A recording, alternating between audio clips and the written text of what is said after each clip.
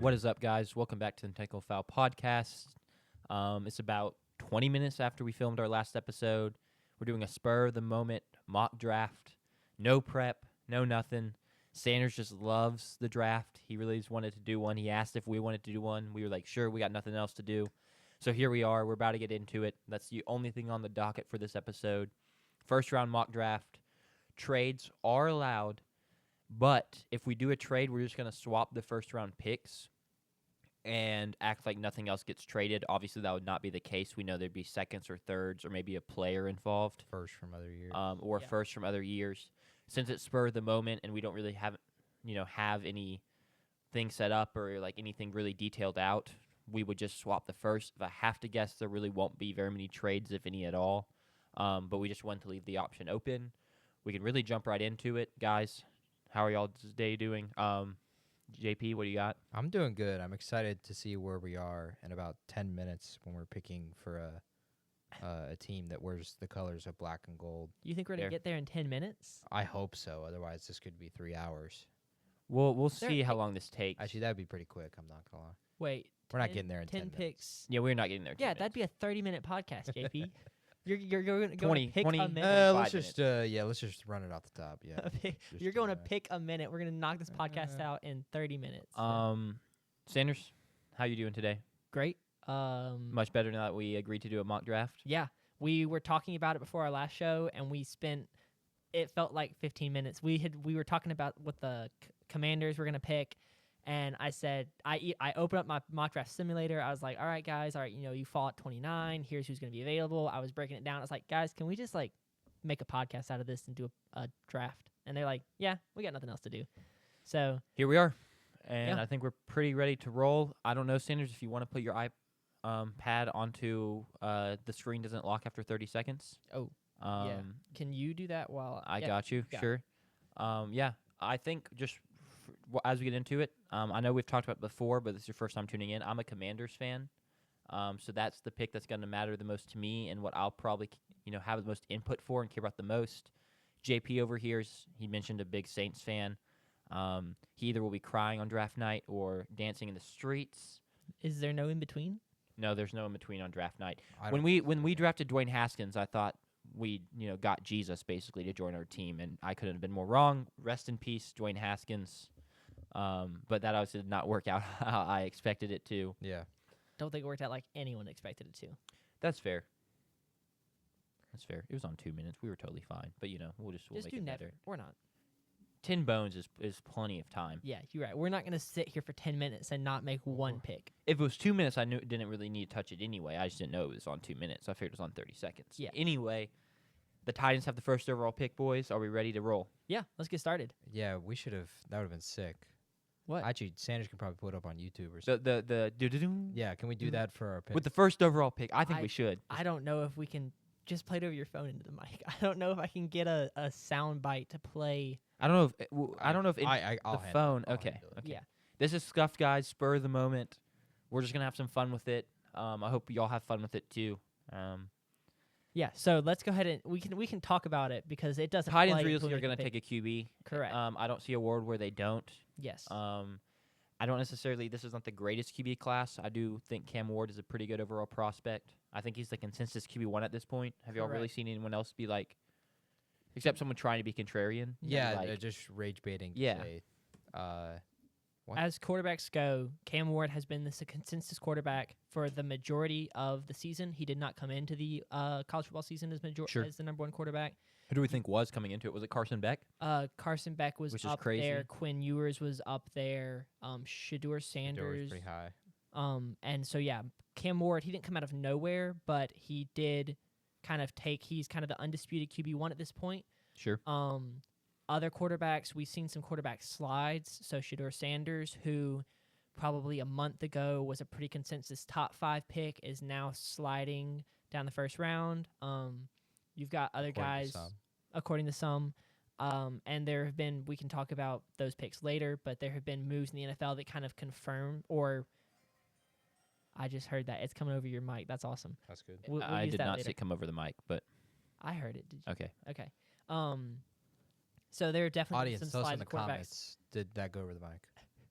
So I'm gonna agree with you that right now Titans need a quarterback more than they need anything else. They need other things as well, but quarterback is the most important position in the NFL. I think they're gonna have to fix that here. JP? Cam Ward's the pick. There's just no other. I mean, What do you think? here's their What big. do we think the odds are? I can get you the odds on Perfect. Cam Ward, number 1 overall pick odds. I can get you that. You can talk about. We Cam think it's Ward minus first. something, right? Definitely gonna be. It's got to be Minus a couple something. hundred, minus one something. I don't really know draft odds that minus 700. well. Wow. Yeah. Okay, One my fault. overall. Yes. Just a little off. That's free money right there. I don't know about free, but sure. Yeah, I mean, Cam Ward's the pick. Yeah, let's go. With the do first- we have a we- rank? a ring. 21st rank on this big board that we're using. We're using a like a group big board that's got a lot of different inputs. So the average rank for Cam Ward right now is 21st. So we're using PFF to get some of this stuff. So you want to go QB ahead? is the most important position, though. So without further ado, JP. With the first pick in the Technical Foul 1.0 mock draft, the Tennessee Titans select Cam Ward, Miami. Quarterback. Forgot the quarterback, but yes. All right. Next up on the clock, Huge. Cleveland Browns. Let me go draft Cam Ward on here real quick. so we Yeah, can you just do keep that. track. JP, do you want to start talking about the Cleveland Browns? Yeah, the Cleveland Browns. Obviously big quarterback signing this offseason with Kenny Pickett. And then you still have Deshaun Watson, who popped his Achilles and is most likely not going to play this season. Sure. So the question will be for them, do you like a Shedeur Sanders, who in other classes is probably not even – he might be quarterback 5 in other classes in previous years. Do you like taking him at number 2 overall, or do you go with a player, which there are two options here, that is just generationally it's a generational talent. And those two options, in my opinion, are Abdul Carter and Travis Hunter. I don't find a lot of disagreement with that from really anyone that's going to talk about football at all. For them, it's a question of, do you want Travis Hunter or Abdul Carter? In my opinion, I've been big on Abdul Carter all season. When I saw the trajectory that the Saints were on record-wise, I was like, man, we're about to have the next Micah Parsons. Unfortunately, we're not even good at being bad, and we didn't even fall below the 9th pick. So, unfortunately, Abdul Carter is going to be a little bit out of our range. Abdul Carter wasn't coming into the season going to be he wasn't highly sought after. He was going to be a top 10 pick, but he wasn't clearly going to be the 2nd or 3rd overall pick. I think a lot of people have finally got to scout him and see his play. And I got a lot of hate on this during the season. I was a big Penn State guy, and one of those reasons was Abdul Carter, because he's just a freak. He really is a generational talent. The big question for him will be health. He's been hurt a ton, and he's dealing with an injury right now. He didn't participate in the combine. He won't participate in pro day. But hopefully, you can heal that up, and you get someone as talented. For me, I would go with Abdul Carter here. Being able to have the option of having Myles Garrett and Abdul Carter next to each other is pretty special. And then you can go ahead and just win 2 games again because you're the Browns, and then pick a quarterback next year to potentially solve your franchise. So in my opinion, I'm going with Abdul Carter here. Yeah, I don't really want to have all three of us give full analysis on the pick just for sake of time, and especially since I agree here, I would go Abdul Carter. So you kind of detailed why. The main point I was going to bring up is Abdul Carter, Myles Garrett would be so much fun to watch. Wouldn't win them games this year. Definitely not. But it doesn't matter who they pick here. They're going to be bad next year. Yeah, So it's not easy to rush the quarterback with great pass rushers when you're trailing and the other team's just going to run the ball Correct. the entire game. So. Yeah. but I like Abdul Carter here. Sanders, you have a disagreement or anything? I mean, kinda to I would add? agree that quarterback is not really an option as much as they need it. Kenny Pickett is not the solution. I could see them making a Browns type sell and picking quarterback here. Could you imagine a random Jackson Dart at second overall out of nowhere? I mean, Jackson Dart's my QB2 right now, so But would you take him second overall? no. If I was the Titans picking second overall and Cam Ward was off the board, I think I'd consider take Jackson Dart. Okay. But given the Browns, I mean, if they want to take a quarterback, I just don't see the reason picking Shador here at 2 when you're going to have pick 33 and pick 67, the first pick of the second round, and the 4th pick of the 3rd round. You could go with a guy like Quinn Ewers, Jalen Milroe, Dylan Gabriel that would be there. Agreed. Will Howard would be there. Your cream of the crop. Besides Jackson Dart, pretty much every other quarterback would be available there. Yeah. I think that Abdul Carter is probably he's one of the best players in the draft. I don't like for Cleveland, I feel like edge is just not their need, but he's so good that you kind of just have to take him. So I'm down to go Abdul Carter here. Yeah. I will say, we can say he's so good you have to take him. Travis Hunter is also a very special talent. Yeah. So I don't really think it's like Abdul Carter is like clear class of his own generational guy. There's no one else. Yeah, receiver and corner is also a need for this Browns team. I could so easily Amari Cooper. I could so easily see Travis Hunter here. For our mock, though, you want to give it to us? With the second overall pick in the Technical Foul 1.0 mock draft, the Cleveland Browns select Travis Hunter, cornerback / wide receiver. Wait, whoa. Oh, shoot. Abdul Carter. We got the card. Edge out of Penn State. That's Steve great. Harvey. My fault, team. I was just reading off my list here, and Travis Hunter's headed Abdul Carter. So, all right. Abdul Carter. That's edge wild. out of Penn State. That's insane. Okay. All right, the Giants are on the clock. Travis Hunter just breathed a huge sigh of relief as he does not have to go to Cleveland. Yes. Instead, is he going to end up here? We'll see. You want to go over, or you want me to go talk about the Giants a little bit? If you have You can thoughts kick it on off. the Giants, you're welcome. Yeah, to. so they just signed, who did they just sign? Russell Wilson And Jameis Winston. and Jameis Winston to go in to combine with Danny Cutlets? No. Who's the QB? Tommy DeVito. Tommy DeVito. Tommy Cutlets. Thank you. So You mix nicknames. yeah, there. I got the nicknames. Danny Dimes, he's gone in Pitts. I don't know where he is. I can't. Danny Dimes hasn't been. He did? Danny He Dimes has. is a Colt. Colt. That's Thank right. you. To compete with Anthony Richardson. Giants just brought in Russell Wilson, Jameis Winston to compete with Danny DeVito. Danny DeVito. Danny Wow. DeVito. I'm surprised that isn't a nickname for him, but Tommy DeVito. Yeah. So I personally don't hate quarterback here for the Giants and sitting for a year. We've seen that kind of development work well for guys like Jordan Love in Green Bay, Patrick Mahomes at Kansas City. Even like Aaron Rodgers at Green Bay. We have seen historical trends of quarterbacks sitting for a year, developing behind Russell Wilson while he's not as good as he once was still a good quarterback. I don't think developing for a year would be the worst thing for Shador. Do you think they would have signed both, though, if they wanted just someone to play for a year and then Yes, sit? that is kind of one of the one of the reasons I'm thinking Shador is sliding among NFL teams is because you saw QB needy teams go and make moves in free agency. So maybe the Giants don't like the Shador pick. I personally don't hate it. What do y'all think? Yeah, I mean, quarterback really does matter so much in the NFL. You obviously have to have good teams around him, but can we all agree it's the most important position? Agreed. I thought you said cornerback. I was like quarterback. Yes, I would agree with that. Yeah, cornerback. If you can't lock down on the receivers, it's the most important position. Quarterback is the most important position. Yeah. So I'm really never gonna hate if a quarterback needy team takes a quarterback, assuming that they really like them. Now it has to pan out. We could look back in 2 years and be like the Giants took Shador at 3 and it was a reach. Yeah. But we see teams reach for quarterbacks all the time. And it's kind of what you almost have to do is what it feels like. Yeah. I don't think I'd go QB here. I'm just not the biggest Shador guy. I would consider it a reach, given everything I just said, and given the fact that they just signed 2 veteran QBs. Mm-hmm. Kind of feels like they're pivoting a different direction. Where, I don't exactly know. I feel like they probably would just go best player available and get Travis Hunter. I think that's smart. JP?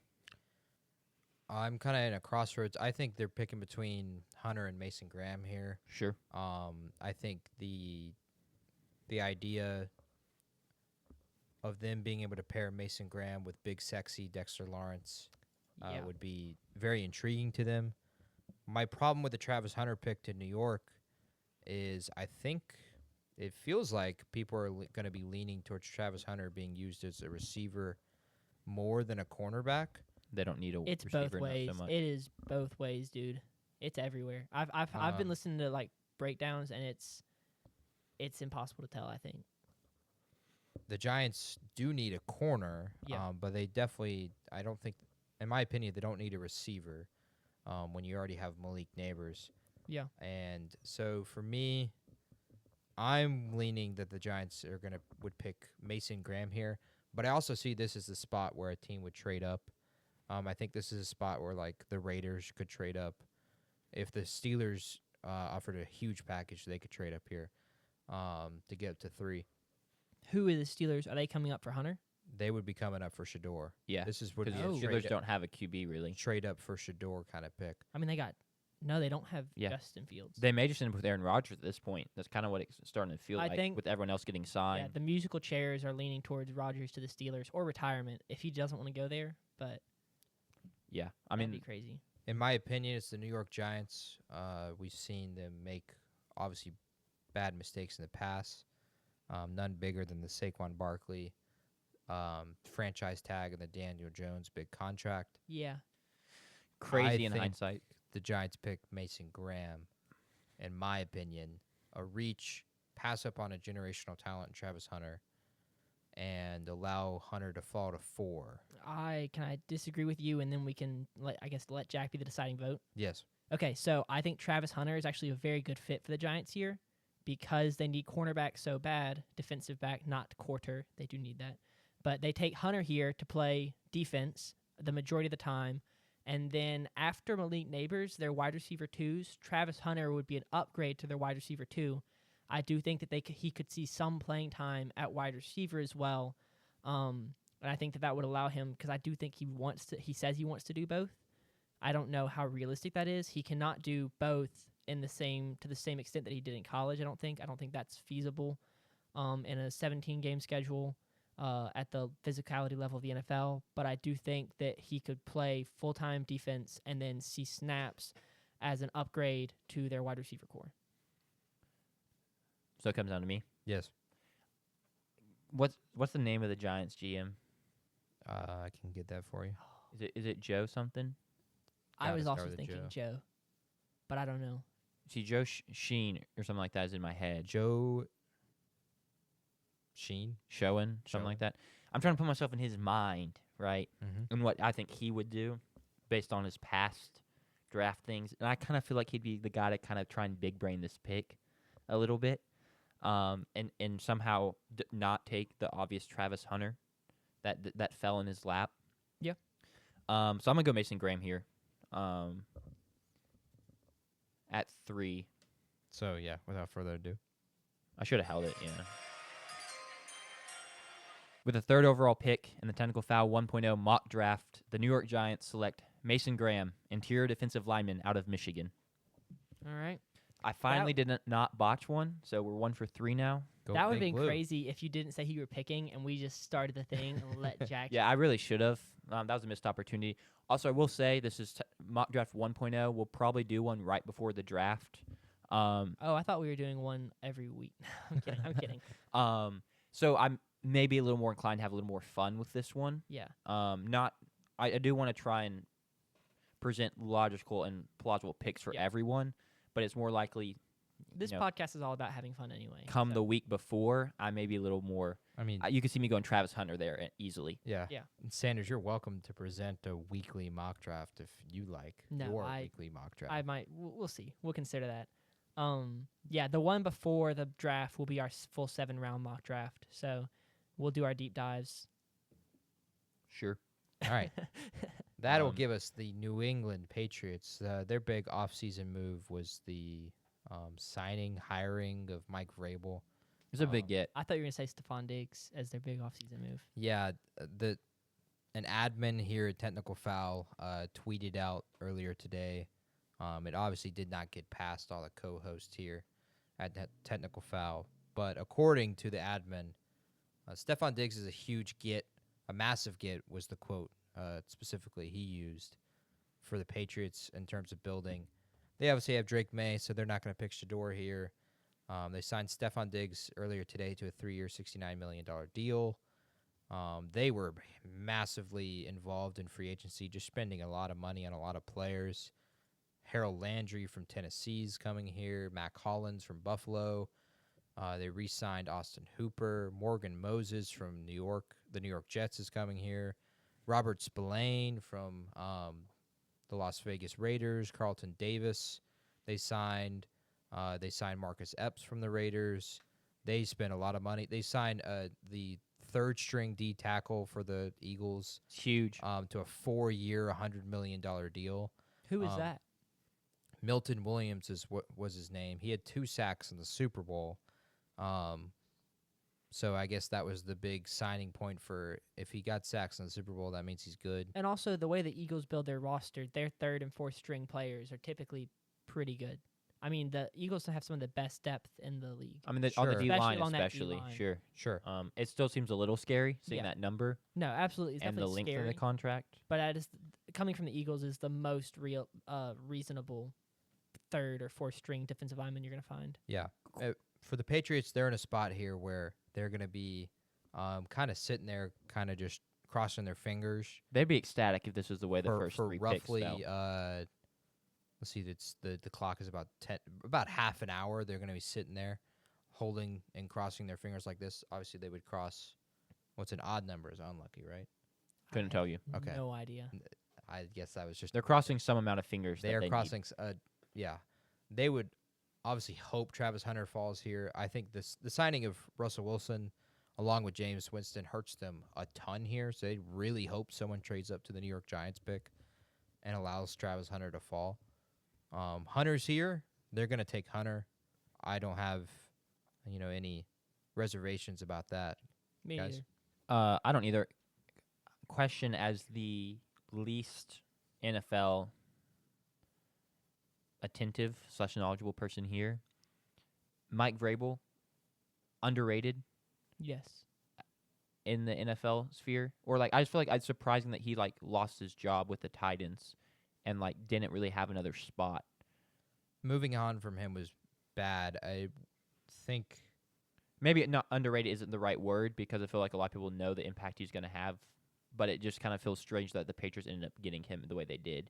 he was wanted a ton, but the big thing was he's a defensive coach. Sure. He is the program, so he's going to come in and change the way things are done. And you can see with a lot of owners, that's not something that they like. Gotcha. It's their team, not the coach's team. And so they look more so for a figurehead to control. Yeah. Shout out Jerry Jones. Yeah, imagine Jerry Shout out Mickey Loomis with the Saints. Matt Yeah. Vrabel to the Cowboys would have been something. So, Makes sense. yeah, I think Vrabel is underrated. It was surprising he didn't get a job. But he's a perfect fit here in New England. Yeah. Cool. If they hope to ever return to something like their dynasty. So, I think we're all in agreement here. Yes, I would agree. With the 4th pick in the Technical Foul 1.0 mock draft, the New England Patriots select Travis Hunter, cornerback / wide receiver out of Colorado. Do you think they're going to say what do you think they'll say? the team gets to decide. Okay. So the Patriots would likely say wide receiver. Yeah. That's going to be But interesting. they get to decide if it's wide receiver / corner. They could decide if it's corner / wide receiver or just one or the other. Do you get to decide whatever they say? So if I'm drafting Shador, could I say defensive interior lineman? Well, I mean, yes. One of the things that Pat McAfee joked about was he had the dog, the dog sticker from Dion. What if they just said his position was dog? That would be funny. Yeah. So the team gets to pick what their position is announced as. Correct. Interesting. That's awesome. That'll be that's another big question on draft night is what will Travis Hunter's position be? I don't think it'll mean anything because I think that you can second guess yourself and say that the team is either the team gave something away by what the position was, or that the team misrepresented what they're going to use him as. I don't think it's going to be. I think it's going to be a ton, specifically for fantasy. If he has wide receiver on there, he's going to be a highly sought-after fantasy football pick in both dynasty leagues and normal leagues. If it says corner, he could fall a ton. If they say corner, I'd be surprised if he really gets a ton of run at wide receiver, even though he obviously deserves it. Yeah, I But think the Patriots are drafting him as the a wide Patriots are receiver, drafting him though. as a If he wide goes to receiver. the Patriots, I expect wide receiver. at the Giants it could be more interesting, but the Patriots, I think it's going to be wide receiver. On the clock here, we have Jacksonville. I think this is one of the more interesting, like kind of the first. I mean, I guess we went kind of strange with the Giants, but I don't really have a crazy lean here instantly. I don't know if one of y'all do, and y'all want to jump in. I do not. This is tough. Here, let me open this up. So I mean, we've got I do have a pretty strong lean here. okay. As a Jags fan yourself, I'm not a Jags fan, Duval. but I do. own the Trevor Lawrence jersey. I do own it. I am a Tiger fan, a Clemson Tiger Go fan. So Tigers. by then, I would be a Jaguars fan, I guess. I feel like they are going to take one of two options here. I think they're either going to reach and go after Will Johnson, or Okay. the other Michigan guy, Kenneth Grant, the other interior defensive lineman. Who was the first one? Will Johnson. Will Johnson, corner Okay. out of Michigan. The two big blue guys, and the Yeah. Kenneth Grant. Or I think this is where you see a huge reach, and they go for Ted McMillan Yeah, you said before the or show Tyler Warren. you aren't a huge Tator McMillan fan. I don't think he should be a top 10 pick, but he's the best wide receiver available. Wide receivers can come at a premium, Mm-hmm. and you'd rather get the best guy in the class rather than the third or fourth best guy in the class, especially in a weak wide receiver class. Yeah, Yeah, I could definitely see Ted McMillan here. I don't think I'd love that, but that's kind of where my head was at. Yeah. I think if they were a couple picks further down, I'd be interested in Tyler Warren. yeah. Out of Penn State. I just think that's a little high for him at 5. For reference, for listeners, I think this year's wide receiver class, most people say all 3 of last year's wide receiver 1s would be wide receiver 1 this year. So the third best guy last year is better than the top guys this year, for reference. What is your reasoning for Will Johnson here over like a Jahdae Barron or something like that? Do you just think they like him more? Or is that just like a feeling you think, have? Yeah, Or he's been mocked to them for forever. Gotcha. It feels like, and I do think that, given how he was, viewed very highly, he was at a time. It was a question whether or not he could potentially be the first overall pick, depending on who the teams were. Yeah. There were a lot of mocks also that potentially had Travis going 1, Will Johnson going 2. So I think they'll continue to view him high, and it's definitely a player they could reach on here. In my opinion, I think they will pick Will Johnson. Sanders, what are you feeling? I really don't have any strong feelings here. I think the Jaguars are in a very tough position in that the elite players are gone, and there's not really. I mean, this is the start of you just got to kind of pick the best player available. There's no one that you're going to feel great about. And then you get later in the draft, and things start to balance back out. But this is kind of the worst spot in the draft, in my opinion. This kind of 5 through 10, probably 5 through 9, is not great. I think that's fair. Good analysis. Jacksonville was the worst passing defense in the league last year, so they need to fill this kind of hole. They gave up 257 yards per game through the air, worst in the NFL by far. Do you think they get? Go ahead. Yeah, I was just gonna to finish that or close that thought. I was gonna say, with the power that they have offensively when they're humming, it's big that you can slow down the other team. So I think a corner here, and I think we're on the same page, Jack. Or what were you about to say? Well, I was gonna say any world you think they go like a Malachi Starks. That's exactly what I was thinking. They Sure. go safety. Sure, I'm fine with that. Yeah, I like Malachi more than I like Johnson personally. So if we can do that. Deal. Shall we run the thing? Yeah, let me grab it. We're all in agreement here.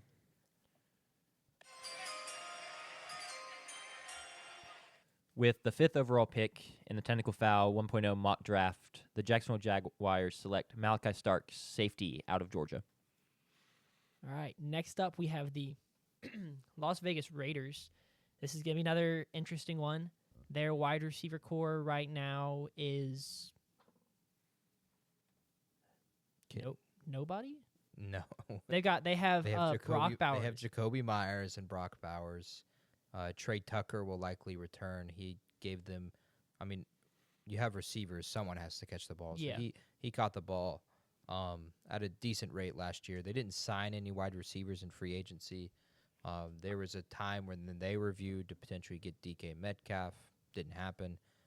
Their big signing was obviously acquiring Geno Smith, but they gave a lot of money to Max Crosby this offseason.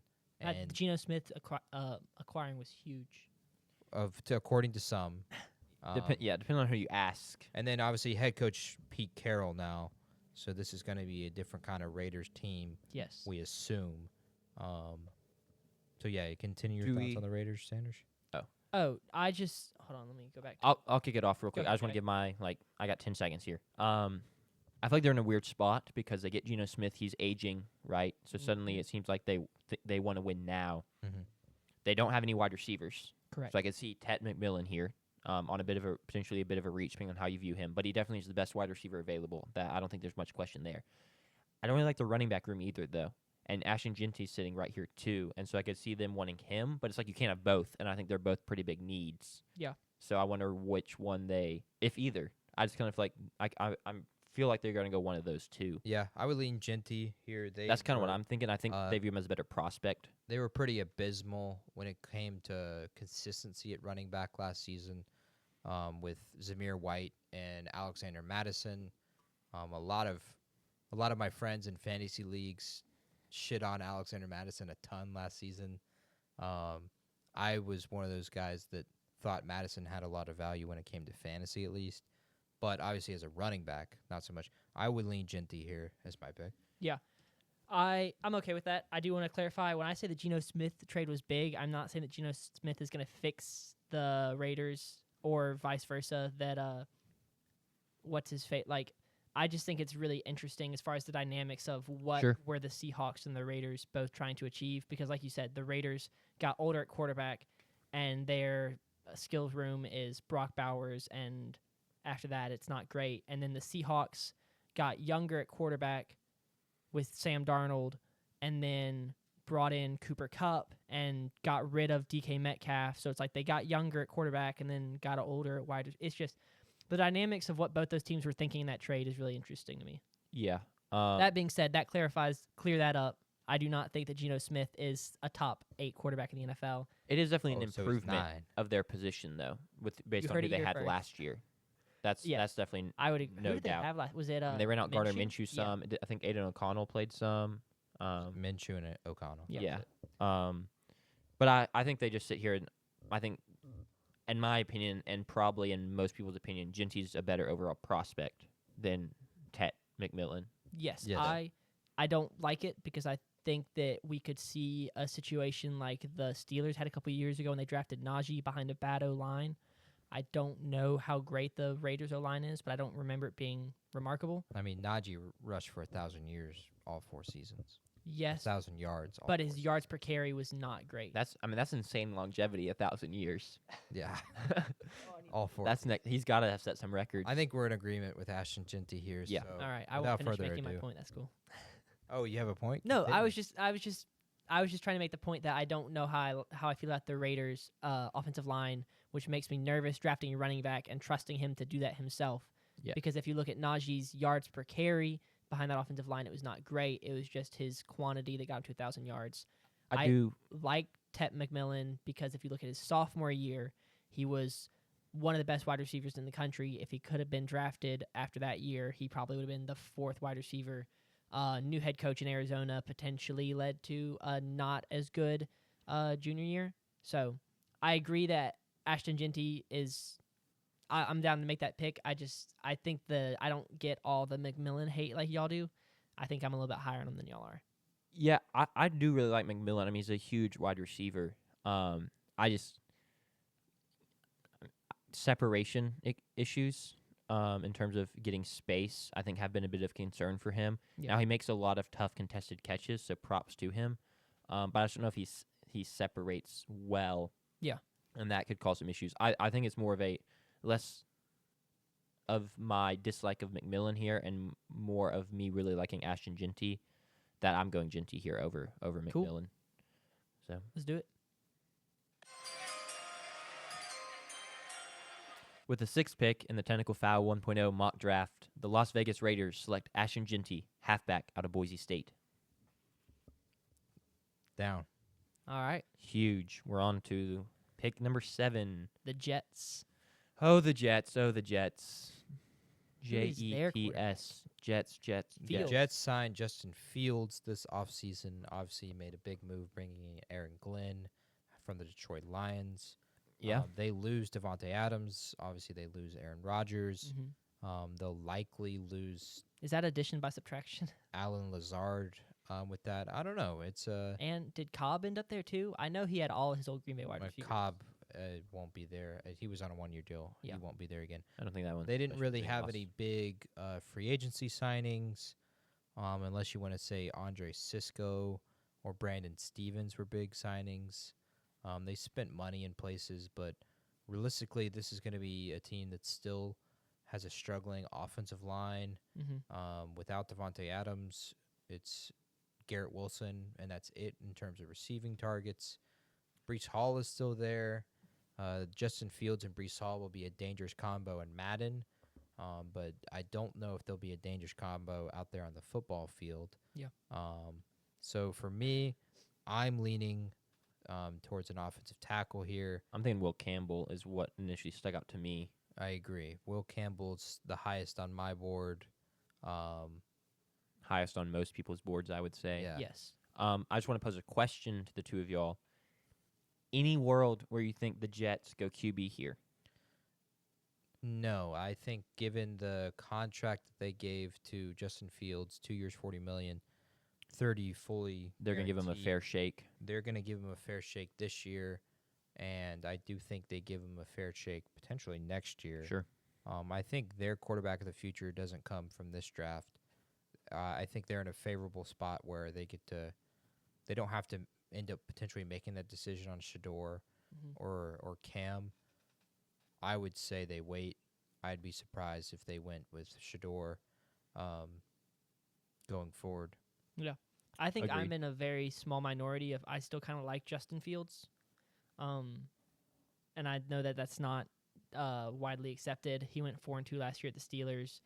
He's a very dynamic rushing quarterback. His vision is not great, but his arm is still pretty good. His reads are not great. I just keep crossing. Maybe it's not so much as I am high on him as I just want to see him succeed. Sure. And I just keep praying that he's going to get another shot and that it'll click. And it hasn't clicked yet, but I still have my fingers crossed that it's going to click. So I am hoping that if he gets his shot here with the Jets without them drafting a quarterback, that he gets it to click. Yeah, I may be out on him as like a franchise guy or like a Super Bowl winning QB. Yeah. But I definitely think he could have a long career as kind of a starter that bounces around maybe a little bit if he kind of pieces it together. But you go with the Will Campbell pick, Yeah, Sanders? let's go Will Campbell here. With the 7th pick in the Technical Foul 1.0 mock draft, the New York Jets select Will Campbell, tackle out of LSU. All right, that'll give us the Panthers, the Carolina Panthers. Bryce Young saw a resurgence last year. He was being talked about as being the worst number 1 pick ever. He was also being talked about as giving the Bears the chance to have the next Patrick Mahomes. And then Caleb Williams struggles down the stretch. Bryce Young cooks down the stretch. After getting benched. Don't forget that part. After getting benched for Andy Dalton, of all people. Respect Andy Dalton. The Panthers think they have their answer at quarterback here.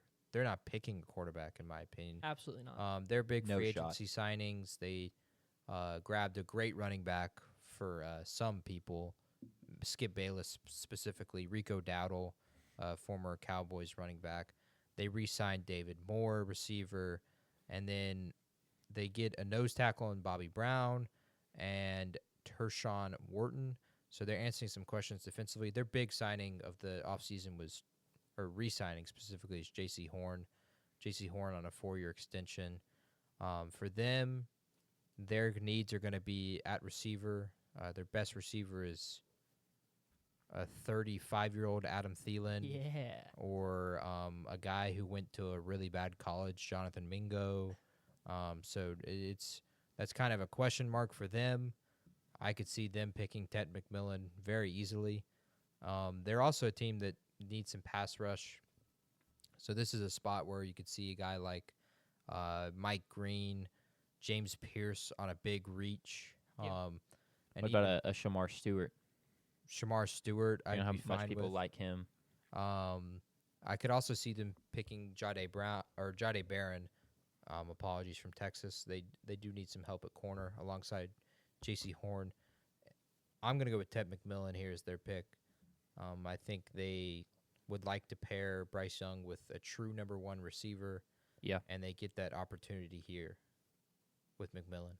I like that pick because I think given what they saw from Bryce Young to end the season, I almost feel like their number one priority is like making sure that that's real and helping him out. And I think the way they see to do that is to get Tech McMillan. Yeah. I don't know if that logic makes sense at all. No, absolutely. Because, yeah, you want to be sure. You just want to you don't want to do what the Bears did to Justin Fields and you want to give him the weapons around him to succeed.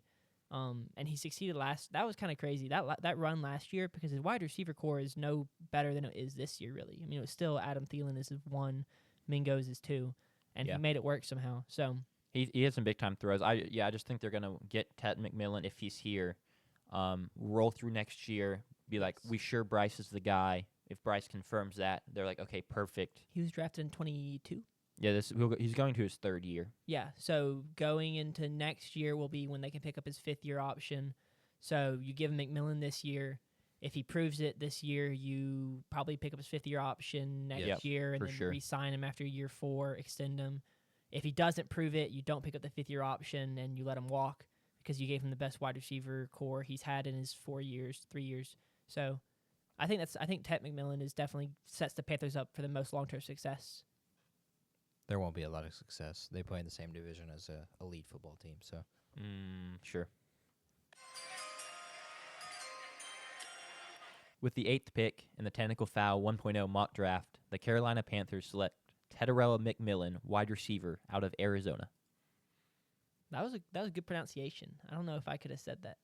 I think I say there's a bit of hitch in the middle of it from me, but I did all right, I think. Or I could have completely butchered the pronunciation. I'm going based off what I've heard announcers say and they're right via college football games. So here we are, JP. Mm-hmm. Your boys are on the clock. Who Dat Nation? We'll let you kick it off. Give us your thoughts, how you feel like this board shook out for the Saints. Yeah, I mean, in my opinion, and pretty much 95% of the fan base's opinion, what an awful offseason this was. We expected this be the spot for the Saints to take a stand, to trade Derek Carr, to just eat all of the cap money for next year, and instead we've kicked the can down the road.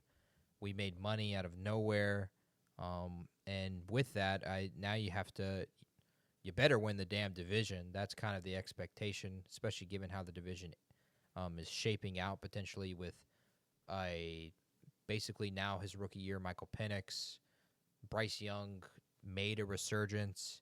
I mean, Penix is the best QB in the division. So. That's debatable. And then Baker Mayfield with another year, and then an older Mike Evans, an older Chris Godwin. Yep. You the expectation is to win the division when you make money moves like this, and they better damn sure do it, or the fan base is going to be pissed.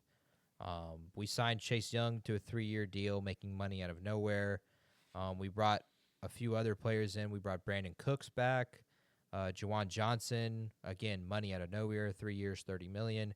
And then the big signing was Justin Reed from Kansas City. I'm really excited about that. Justin Reed and Tyrann Mathieu should be a very interesting safety duo. That's funny that y'all got Matthew from Kansas City and then 3 years later get Reed from Kansas City. Yeah, Justin Reed and Tyrann Mathieu were both on the same career path of they played for the Texans, then they played for the Chiefs, and now they're playing That's for crazy. the Saints. Yeah. And And then Brandon Cooks has done the full loop of Saints to the Patriots to the Rams, to to the the Rams. Saints. Was there Did he to have the time at Texans Cowboys? and the Texans, Texans and the was in there Cowboys? at some point. He was on 25. He's gone a He's the full- journeyman at this point. Started you with know. the Saints. Correct. Now he's back at the Saints. Cam Jordan said he was coming back, which is really unfortunate. We were really hoping he would retire. We love him as a player, but he costs a ton of money, and that hurts us. Just say he revised his contract. Yeah, but everybody revised their Sure. contract. That's how the Saints We're work. going down. It's into a signing bonus. He's it's- getting the same amount of money. It's Yeah. going to be void years and all of that. We're about to be in. I mean, we're already in cap hell. We'll be in cap hell. The Saints are notorious for Continuously. renegotiating contracts every year and be operating in the negative, unlike any other football team. And then in the off season, they move money around and they make next year in the negative, and they sign a couple guys this year. I don't know how they do it, but They're also notorious for winning a Super Bowl, which is something the Falcons and the Panthers haven't done. So, yeah. I wasn't Boom, dogging baby. on it. I wasn't dogging on their method. Can we stop dogging on the Saints? Let's focus here on their pick here at 9. What- McMillan off the board, Ginty off the board. What was your question going to be, Jack? Oh, I mean, I was simply going to ask what you thought they went, and I think that's a good point. Of like, I don't know if I feel like this is too high for any other wide receiver or running back. It'd be a reach. So do you think they go more of an edge, but they just re-sign Chase Young? Like, I'm hoping that they go for a defensive lineman specifically. We really are hoping we don't pick a tackle. I am really hoping we don't pick Jackson Dart. So I would lean here. I would if Jadae Brown. Jadae Barron. You really are in love with the idea of his last name being Brown. If he has fallen here, I'd be fine with that pick or Jahad Campbell here. Okay. Okay. Either of those picks are fine with me. I would love to just take best available, assuming it's not a tackle, and Will Campbell. Sure. I'm going to go Jadae Barron then.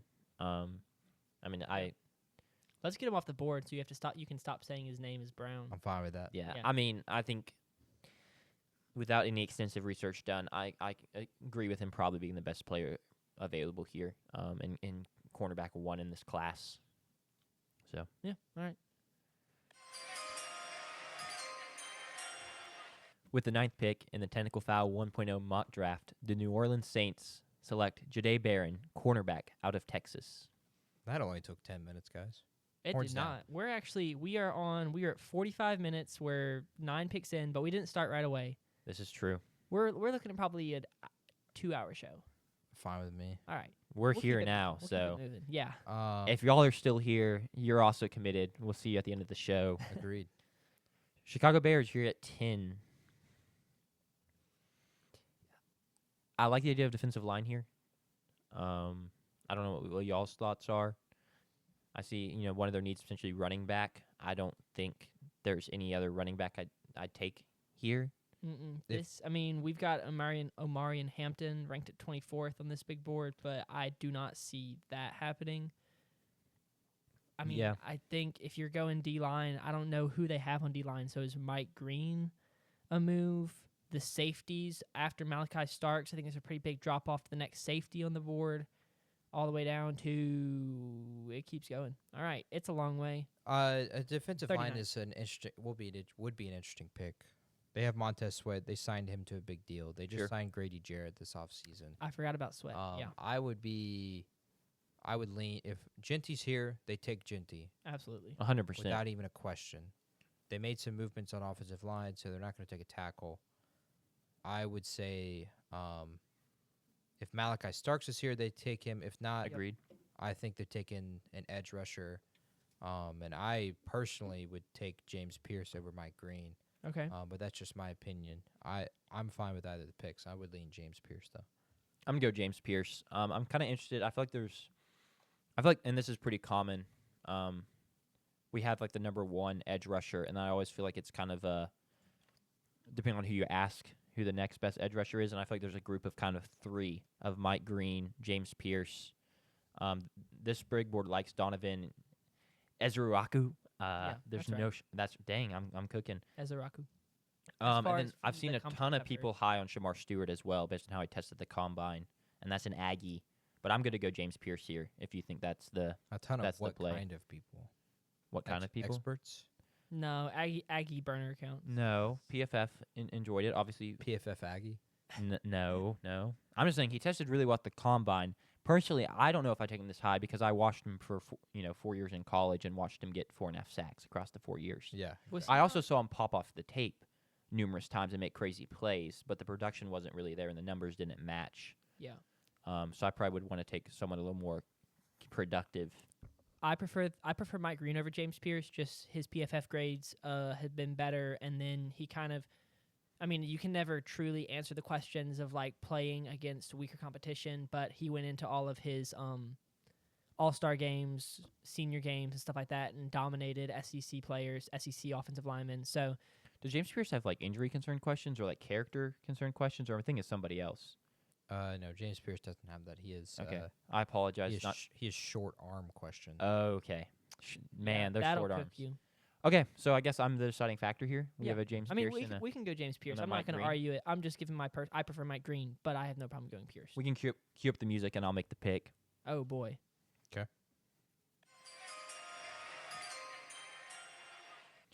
With the 10th pick in the Technical Foul 1.0 mock draft, the Chicago Bears select James Pierce, edge rusher out of Tennessee. That's SEC bias right there. That's crazy. You do not think there's SEC bias in GMs and No, scouts? it's not SEC bias. It's just performance bias and stuff like that. Sure. Crazy to see the 49ers picking here at 11. I can't even remember what happened to the 49ers this season. 49ers Injuries. brought in Injuries, Christian McCaffrey, Yeah, they had Debo Samuel issues. tons of injuries, and then they had this quarterback named Brock Purdy. So he couldn't lead the team without all these injuries. Naturally, who would have predicted that? Much of the media. He doesn't lead the team even when they are not injured. What is it they say about Cade? Cade said his coach told him to go manage the game. Yeah.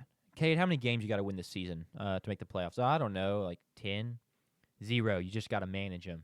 Is that a Dabo quote? No, that was like the QB coach or something. For reference, we're talking about Cade Klubnik, Clemson's QB at the start of, I think maybe after their week 1 loss, told him that Cade Klubnik didn't have to win his team any games, he just had to manage them, which is the epitome of like, man, my QB is not the best. Let me try and lower some expectations here. It worked. They made the playoffs. They did. That is true. I'm going to lean offensive lineman for them. They got a very aging offensive lineman. Yes. Or offensive line. Trent Williams is only getting older. One of the greatest. They just lost their backup left tackle to Kansas City. Sure. So I would lean offensive lineman, specifically tackle here. I'm leaning personally Kelvin Banks, but I'm fine with a Josh Simmons pick or He's Mr. another guy. Armand. He's another guy that slid since Well, the he's- end of the college Yeah. football season. He didn't Yeah. he didn't have a fantastic into the season if you're talking about Kelvin Banks. Yeah, he was injured, right? And yeah, he did get banged up a little bit too. Same with Josh Simmons. Yeah. Yeah. Sanders, you have a lean? I don't particularly care. I tend to just kind of trust the big boards because I haven't watched all the film myself. So I would lean Amon Mimbu. I think that's right. Amon Mimbu. Cool. The R is pretty silent. I would personally lean Kelvin Banks. So Jack, you're welcome to make the pick here. Cool. With the 11th pick in the Technical Foul 1.0 mock draft, the San Francisco 49ers select Kelvin Banks, tackle out of Texas. That's kind of where my head was at before you started talking to JP. I was surprised to see him as the 4th tackle on this big board. He definitely has slid a little bit, but I don't know if I buy that. So I think the craziest, I really did not expect you to take a Texas guy. I almost didn't because he's from Texas, and I was like, I need to put aside my Texas bias and make my accurate pick here, who I really think. All right, that'll give us the Dallas Cowboys. I got to actually make the pick here. Dallas Cowboys had an interesting offseason, to say the least. They made a questionable move in hiring in-house with Brian Schottenheimer. Local Cowboys fan AM was very upset with the pick, or not the pick, but the hire. hiring of Brian Schottenheimer. It's just a front man for Jerry Jones. Yes. They had big questions for running back. They brought in 2 running backs in Miles Sanders and Javonte Williams. And then they had big questions defensively, and they re-signed Mr. Osa, a defensive lineman, for 4 years and $80 million. For them, their needs are going to be at wide receiver. They need someone next to CeeDee Lamb. They have no one now that Brandon Cooks is gone. And obviously running back. If Genty's here, Genty's the pick. If Genty's not getting here. If Ted McMillan's here, Ted McMillan's the pick, which he could get. He He could. yeah. I don't think Genty falls this far. I do not but think so. I really think Jerry Jones is going to make the pick and not the organization. And I think he's going to pick That's how it is every year. That's not. a local That's not a Texas hot take. guy. I think he's going to make a big reach, and this is going to be one of the big reaches of the draft. Matthew Golden. I knew you were Really? Say that. Yes. Really? I don't hate that. I mean, he's tested really well. He had a great showing in the playoff games. Kind of showed he was their best receiver, honestly. And then ran like a 4.3 at the combine. Good hands. I heard someone debunk that. Debunk that? How? Yes. Debunked his 4.3. Yes. So basically, I mean, you can still I was just listening to the podcast this morning. Basically, if you watch all of his film tape, he is not a 4.3 guy. If you look at all of his whatever the software is that like tracks player movement, he never runs a 4.3 running a route, or he. Well, no one probably runs a 4.3 running a route, to be fair. But like on a fast break, if you look at his 40-yard time, also if you look at the data that tracks their 10-yard splits mile per hour, he at no point on his 40-yard dash reached a speed faster than the guys who were running 4.4s. And then also he took it and slowed it down frame by frame. And basically, if he gave him like a half step of leeway, he ran a 4.37, 4.38, and that's just looking at frame by frame. So I'm not trying to be conspiracy theory. I don't know exactly what could have happened, but I've seen a lot of people saying that Matthew Golden is not a 4.3 guy. And then there was a good bit of evidence in the podcast I was listening to this morning saying he is absolutely not a 4.3 guy. Would you like to shout out that podcast? Oh, yeah. Check the Mic with Steve Palazzolo and Sam Monson. I've been listening to for forever. They are very good. Former PFF guys, now doing their own thing. Love them. They're very, very good. They cover every week of football. They do previews and reviews, and then off-season they're pretty active. So So who Shout out would those pick guys. for you, Sanders? Oh, pick for me. Okay. That to say, I still like Matthew Golden. Sorry, that was all of. I just wanted to let people know that he is potentially not a 4.3 guy. However, that is not what made him good in college anyway, and he's still the same good wide receiver he was in college. I like the Matthew Golden pick here. I mean, even if he runs a 4.4, I Correct. think that's a perfectly good number for him to be successful Right. in the NFL. He's not a guy that relies on his speed. Exactly. He has great hands. I don't know if I'm sold on that. It sounds like I'm outvoted. I personally was thinking maybe a more reach for like a Luther Burden. Sure. I don't know. I feel like he's been taking a slide down draft boards recently. But I agree this is Jerry Jones' pick, and I could see him pulling something like that. I could see them going edge too. But I think if we get in the mind of Jerry Jones, he's going the Texas boy, the wide receiver. he could take another Texas kid on edge. Who? Shamar Stewart. Yeah. Oh yeah. I think they're going wide receiver here. You wanna announce it for us, Jack? I'm ready. With the 12th pick in the technical foul 1.0 mock draft, the Dallas Cowboys select Matthew Golden, wide receiver out of Texas. All right. Horns down. We have a Texas boy pick, 3 of the last 4 picks. Can't wait to hear about it all over Twitter from Texas fans. So We have, since the 5th How many pick, Texas fans do you think listen to the podcast? Oh, no, like when a Oh, when bunch it of happens Texas in players real life. actually Yeah, go yeah. in the first round, I'm going to have to hear all about it. since the 5th pick, we have only had 2 guys not from the SEC. So you can tell where our ball knowledge lies. This But here we are with the Dolphins. Dolphins, interesting offseason.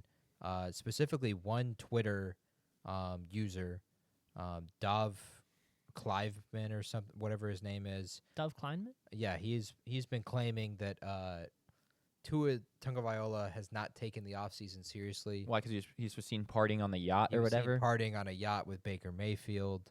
So Baker Mayfield's not taking it seriously. He was calling him chubby. But that's what Baker. a That's how Baker drunk does it. as well. I don't No believe any way. of those things.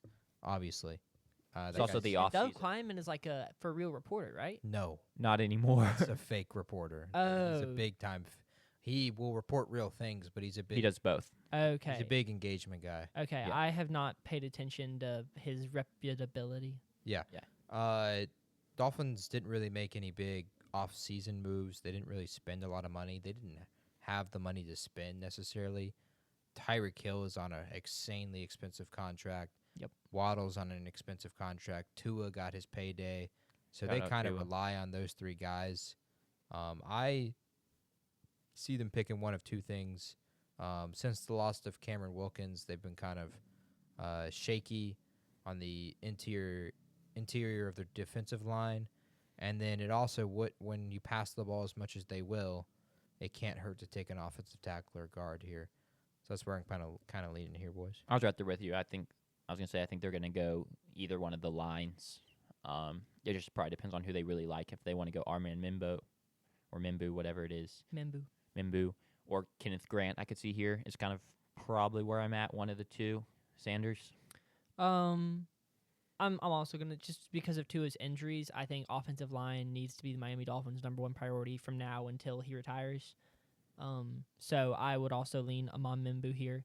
I don't think guard, it is listed as one of the needs. I don't think guard is good value in the first round. Say guards typically don't go this high. So. Yeah. I think the last guard who went this high was Quentin Nelson. And that was in 2017, something like that. So not this high, but high. He was a top 10 pick. I don't think we've had a guard go in the top 20 since then. So I would also lean tackle here, Amon Mimbu. I'm fine with that. Cool. All right. I'll lean Mimbu. Clear it up. Kind of outvote you. With the 13th pick in the Technical Foul 1.0 mock draft, the Miami Dolphins select Armand Mimbu, tackle from Missouri.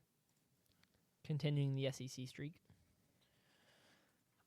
I mean, it works. Let's be real. You draft SEC players, typically pan out pretty well. Yeah, this is true. Yeah. That will give us the Indianapolis Colts. They have big quarterback questions with Anthony Richardson going into his third year. They signed Daniel Jones to a pretty competitive contract when it comes to money. It's definitely not like just a 1 year prove-it deal. He signed, well, it is a 1 year deal, but he signed a 1 year $14 million deal. So some money set aside for Daniel Jones. It's clear that he is going to be someone that could potentially compete for the starting quarterback job. I would like to go last on who my pick is. Okay, you're cooking something up. Yes, I have something interesting here. Talking about the Daniel Jones thing real quick, I saw someone say it was like a kind of a sign to Anthony Richardson, basically being like, you better beat out Daniel Jones. Like, this is kind of your last chance to show us that you're the guy we can trust to lead this franchise forward, and I agree with that. But that being said, they're giving him that last chance, so I don't think they're going to draft a QB here. I don't really see a world. Nope. I kind of like Jihad Campbell here. Okay. Kind of shore up the linebacker core. I could see Tyler Warren as well. He's still sitting here. This big board has him as the best, kind of the best player available. I don't know, tight ends sometimes have kind of iffy on how high you should take him or not. But I'd probably go Jihad Campbell here. Sanders? I would lean Tyler Warren. I think relative to the rest of his position, Tyler Warren is the best player in the draft. Not to say, Sure. yeah, so that's not to say that like Tyler Warren is the best player in the draft, but relative, the drop off from him to the next guy, I think is greater at tight end than anywhere else. I think that creates a lot of value for Tyler Warren. I don't think he is as good as Brock Bowers was last year, but I think that given the difference in the drafts between the 2 years, Bowers got drafted he was in the teens, right? No, I think he was 11. Yeah, okay. So Might this would be about right then. I thought he was later than that. I thought he was earlier, but I don't okay. know. So It was. Well, we're about to find out. I think that Tyler Warren. 13th. 13th. So, it'd be like right here. Yeah, it'd I be see. right around here. Tyler Warren is not the same prospect that Brock Bowers was, but this is not last year's draft. The Colts with Anthony Richardson and Jonathan Taylor and then adding Tyler Warren with his ability to be a run threat. Tyler Warren is very good at, you can move him around a lot. He can play tight end. He can block. He can get in the backfield and block out of the backfield, and he can run some wildcat stuff. Tyler Warren is a very, he's a multi-tool pocket knife. What is it? Swiss Army knife. He's a Swiss Army knife of a player. He can be moved all over the field. I really think that he could be a great fit with that and create a dynamic offense at the Colts with Richardson and Taylor there. I don't necessarily disagree. I mean, like I said, I consider taking him. We'll see what JP has in store. And then I'll say this: my pick is going to be Tyler Warren here. But go ahead and clip this for a TikTok here. Oh boy. I think the Indianapolis Colts is a position to look out for Shedeur Sanders. I I figured that's think where it there was is going. a chance he could go here at 14. Obviously, with Jim Irsay, I think he would like to make a stand. I don't think in-house they have any trust in Anthony Richardson. I agree. It's either one of two things. They don't have trust in Shane Steichen, but they've been changing the coach year after year, or they don't have trust in Anthony Richardson. So look at this as a potential spot for Shedeur Sanders to go at 14, to be the shock of the night, to upset the Steelers, who were hoping he continues to slide to 21. I think Shedeur Sanders, just like Alabama State, they could beat Auburn, and they almost did through the first half. Shedeur Sanders is a spot for the Indianapolis Colts. Sure. But the pick is Tyler Warren. In terms of a shock pick and like a read, I don't hate it. But it is pretty clear we know who we're drafting here. So, JP, cue us Yeah. up. Final point, I will say, we're talking. Anthony Richardson would be going to his third year of his contract. Daniel Jones is on a 1-year deal. You only have to keep Richardson in-house for another year. Yep. And then it could be Shadeur's team. You could trade Anthony Richardson as well. So I think there's options there with Shedeur and the Colts. With the 14th pick in the Technical Foul 1.0 mock draft, the Indianapolis Colts select Tyler Warren, tight end out of Penn State. All right. Next up, you got one of JP's probably least favorite teams. Are you one of those people? My cousin's a Saints fan, and he hates the Falcons. Just 'cause they're No, rivals. I don't hate the Falcons. I was a Falcons season ticket holder. My family was. The entire I forgot you're an Atlanta guy. Yeah, from the moment I was, not from the moment I was born, but when I was about 8 until the Georgia Dome imploded, I was a Falcons season ticket holder. I loved Julio Jones. I had a Julio Jones jersey. Whenever I went to Falcons games, I cheered for the Falcons, unless they played the Saints. The Falcons have a deep place in my heart, specifically the Georgia Dome. It was a place where I had a lot of memories, but the Falcons suck, so continue. I think they're probably going to go defense here. Kind of probably in the front 7. Yeah. I feel like they like, for the most part, what they have offensively. Maybe they don't love it.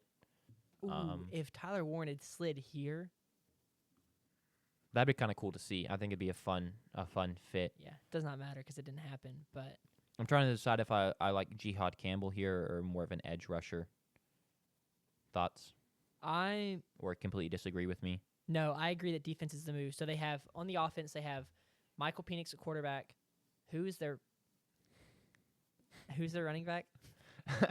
Bijan Robinson. One of the Oh, best thank running you. backs. Sorry, in the league. I was more laughing at you saying Penix instead of Penix. Is it Penix? It is Penix. Penix. I don't know why. I always. I say Penix all the time because it's funny. But Maybe his I name just- is actually Penix. I think I just get the troll stuck in my head. So Michael Penix is the quarterback. Bijan Robinson at running back. At wide receiver, you have Drake London. London, yeah. Now I'm questioning every word pronunciation. Drake London at wide receiver. Kyle Pitts at tight end. LOL. Darnell yeah. Mooney. Is Darnell Mooney. had a good season. Traded him in fantasy for Derek Carr, I believe. That was an unfortunate trade. So is this the year Kyle Pitts breaks out? I don't think so. But I think wide receiver or offense is in a pretty good place for the Falcons, as opposed to defense, where aside from AJ Terrell, I don't know how good their defense is. I was in Atlanta for the week of spring break, and so I talked to a few Falcons fans. Got us the inside scoop. And they are extremely upset with the way the offseason was handled as well. How many fan bases were happy with how the fan? Because now we've got the Saints. I would were say upset. the Bills are happy with the way the offseason went, re-signing Josh Allen. Yeah. I would say the Eagles are happy re-signing Saquon Barkley. But, yeah, with the Falcons, they're upset, specifically letting Grady Jarrett go. They were a really bad defense when it came to stopping the run and even through the air. And then you let Grady Jarrett go, one of your best players. They were bottom 8 in passing defense last year. I don't have the numbers on rushing, but I would assume it was pretty low as well. Defensively, it's definitely the pick. They got two great options here, Jahad Campbell and Mike Green available. I could even see them going corner with Will Johnson. Yep. I'm going to lean towards Jahad Campbell because he's just better. He's played SEC snaps at Alabama. I think Mike Green is he's the big value pick. He's the upside pick. Give me Jahad Campbell, who's proven. I'm right there with you. So Yeah, I'm down for that. I have no. with the 15th pick in the Technical Foul 1.0 mock draft, the Atlanta Falcons select Jahad Campbell, linebacker out of Alabama. Too late, man. You were okay with it. No, I was okay with it. I don't care. I was mad about y'all cutting me off earlier. I don't care about y'all cutting me off there. Heard. Sure. I mean, you get the chance to take probably the best player available there in a position of need. I don't really see there's not too much overthinking in that one. Cardinals are another interesting team in my opinion where I don't really know what direction they want to go in, to be honest. They're in a spot where Kyler Murray's is being paid, and he's being paid for a while. So they're kind of locked up at quarterback. Marvin Harrison, to fantasy owners, had a disappointing year. I think he still showed a decent amount for the Cardinals, and he's got a chance. I think he has a big sophomore year being personally. A star. Their big signing the offseason was they signed Josh Sweat from the Eagles to a 4-year, $76 million deal. They also re-signed Kelvin Beachum, a tackle for them, re-signed Zay Jones. They're going to be, they're in a division that's seeing a lot of turnaround. 49ers were supposed to be good, and then were bad. Seattle has a new quarterback in Sam Darnold, and the Rams, it seems to be that they're going to be in the last or second to last year of Matthew Stafford. So if they were smart, they could take this opportunity to potentially set themselves up well for the future, because it seems like there's going to be a lot of questions with these teams moving forward. The 49ers really want to commit to Brock Purdy. Is Sam Darnold the guy in Seattle? And Stafford's gone in 2 years. They're going to need an offensive lineman. It has on here that they have a needed corner. Why not just pick Will Johnson here while he's available, in my opinion? That's the name I was looking at, was Will Johnson. I played great at Michigan. I know there's a little concern about his ability to play press, and he may get bullied a little bit, but he did well in college there. Yeah. And is just a playmaker back there as well. So, yeah, you're chill. I would agree with that. I'm not super. I don't love the Cardinals. I don't really just love where the Cardinals are as an organization. Me either. That's why it makes this pick kind of tough. But what you said at the start is the best way to put it. I don't know where they're going, but I think Will Johnson is the best. It's the best option for them, given that I still don't know how I feel about Kyler Murray as quarterback. I don't think they know how they feel either. Yeah, well, it's tough. They've committed now, but the Cardinals kind of remind me of they're like the NFL version of the Chicago Bulls right now, or the Atlanta Hawks, where they've got stars technically, but they're kind of just mid. Yeah. Hawks and Bulls seem like they're going to be a play-in team for year after year. They can't really decide if they're going to be bad or if they're going to be good. Now, the Hawks had the number 1 pick in this previous draft, but they're, again, in the play-in. Cardinals kind of feel that way, so yeah. Do you think that comes down when you have stars like that, which Kyler Murray and Marvin, other than those two, they don't really have stars, and on a 22-man roster. Buda Baker. Yeah, Yeah. I feel like Kyler Murray is the best kind of translation there. Yeah. I feel like it aligns a lot with the Falcons or the Hawks because of Trae Young.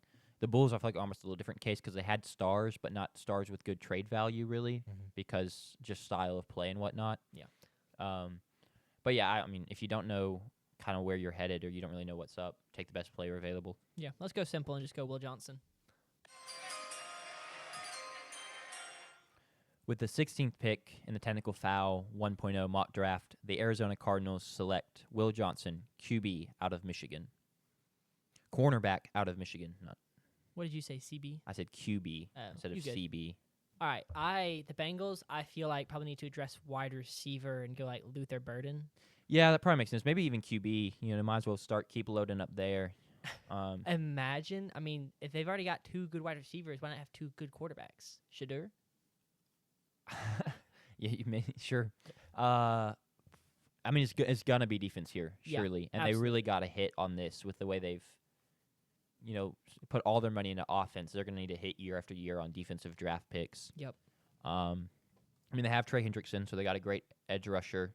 There's rumors they may trade him, but currently they're asking for too much. Yeah. So Did they he may ask to get traded? He was allowed to seek a trade. Yes, Okay. it was kind of a little mutual type deal. But once again, currently, from what I've heard, teams are willing to meet Trey Hendrickson's asking price for extension, but not the asking price of the Bengals for value. Yeah. I can see them going edge here. Yeah, Mike Green sitting here is like, It's very tempting. layup, take him. I don't. Yeah. I kind of lean towards Kenneth Grant though, just to like. I don't hate that pick. Me either. Ever since the loss of DJ Reader to Detroit, they were really bad, especially stopping the interior run. Yeah. And when you play in a division with the Browns, who like to run the ball, Mm-hmm. with Nick Chubb, the Steelers, who historically run the ball at a high rate, and the Ravens, I don't hate that pick. It's got to be a defensive lineman, in my Absolutely. opinion. Yeah. I'm not debating that. I feel like interior might be more of a need right now for the Bengals than edge. Yeah, it all depends on like what they think happens with Trey Hendrickson. That is true. If Hendrickson is out, then Green. But I'm Right. fine to go Kenneth Grant here. I kind of like the I'm idea fine of with that as well. All right.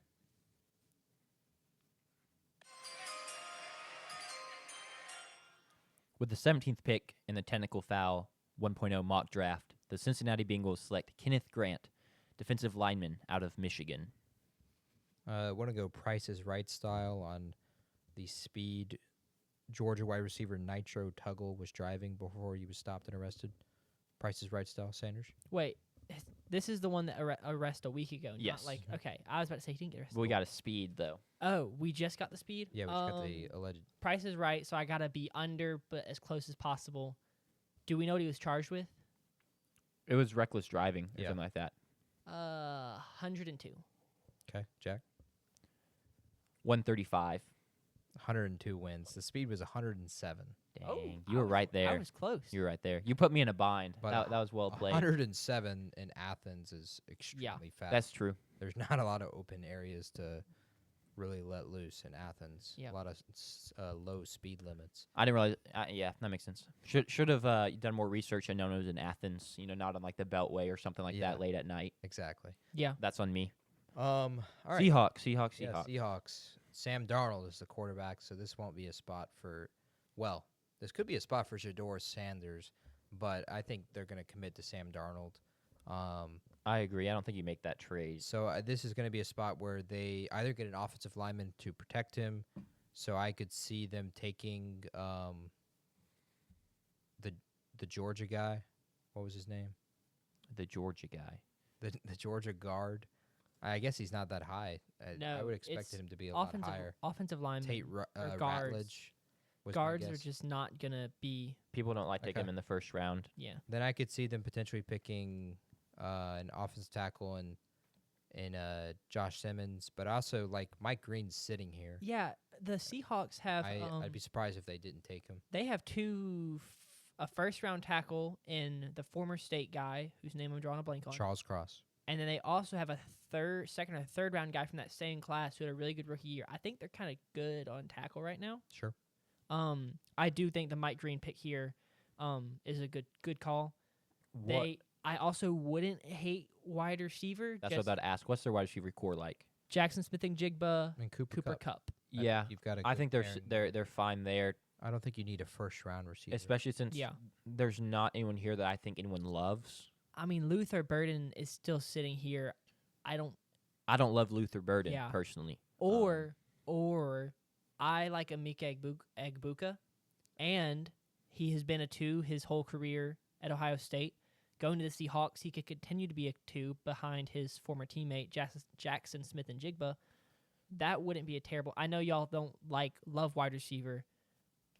I don't get the whole pairing. I feel like bringing in another young wide receiver to go with Sam Darnold is better in the long term than having Cooper Kupp there. I don't think they see Sam Darnold as that he could be the long-term guy, but the way the contract is shakes out, they very easily could move off of him for the second year. Yeah.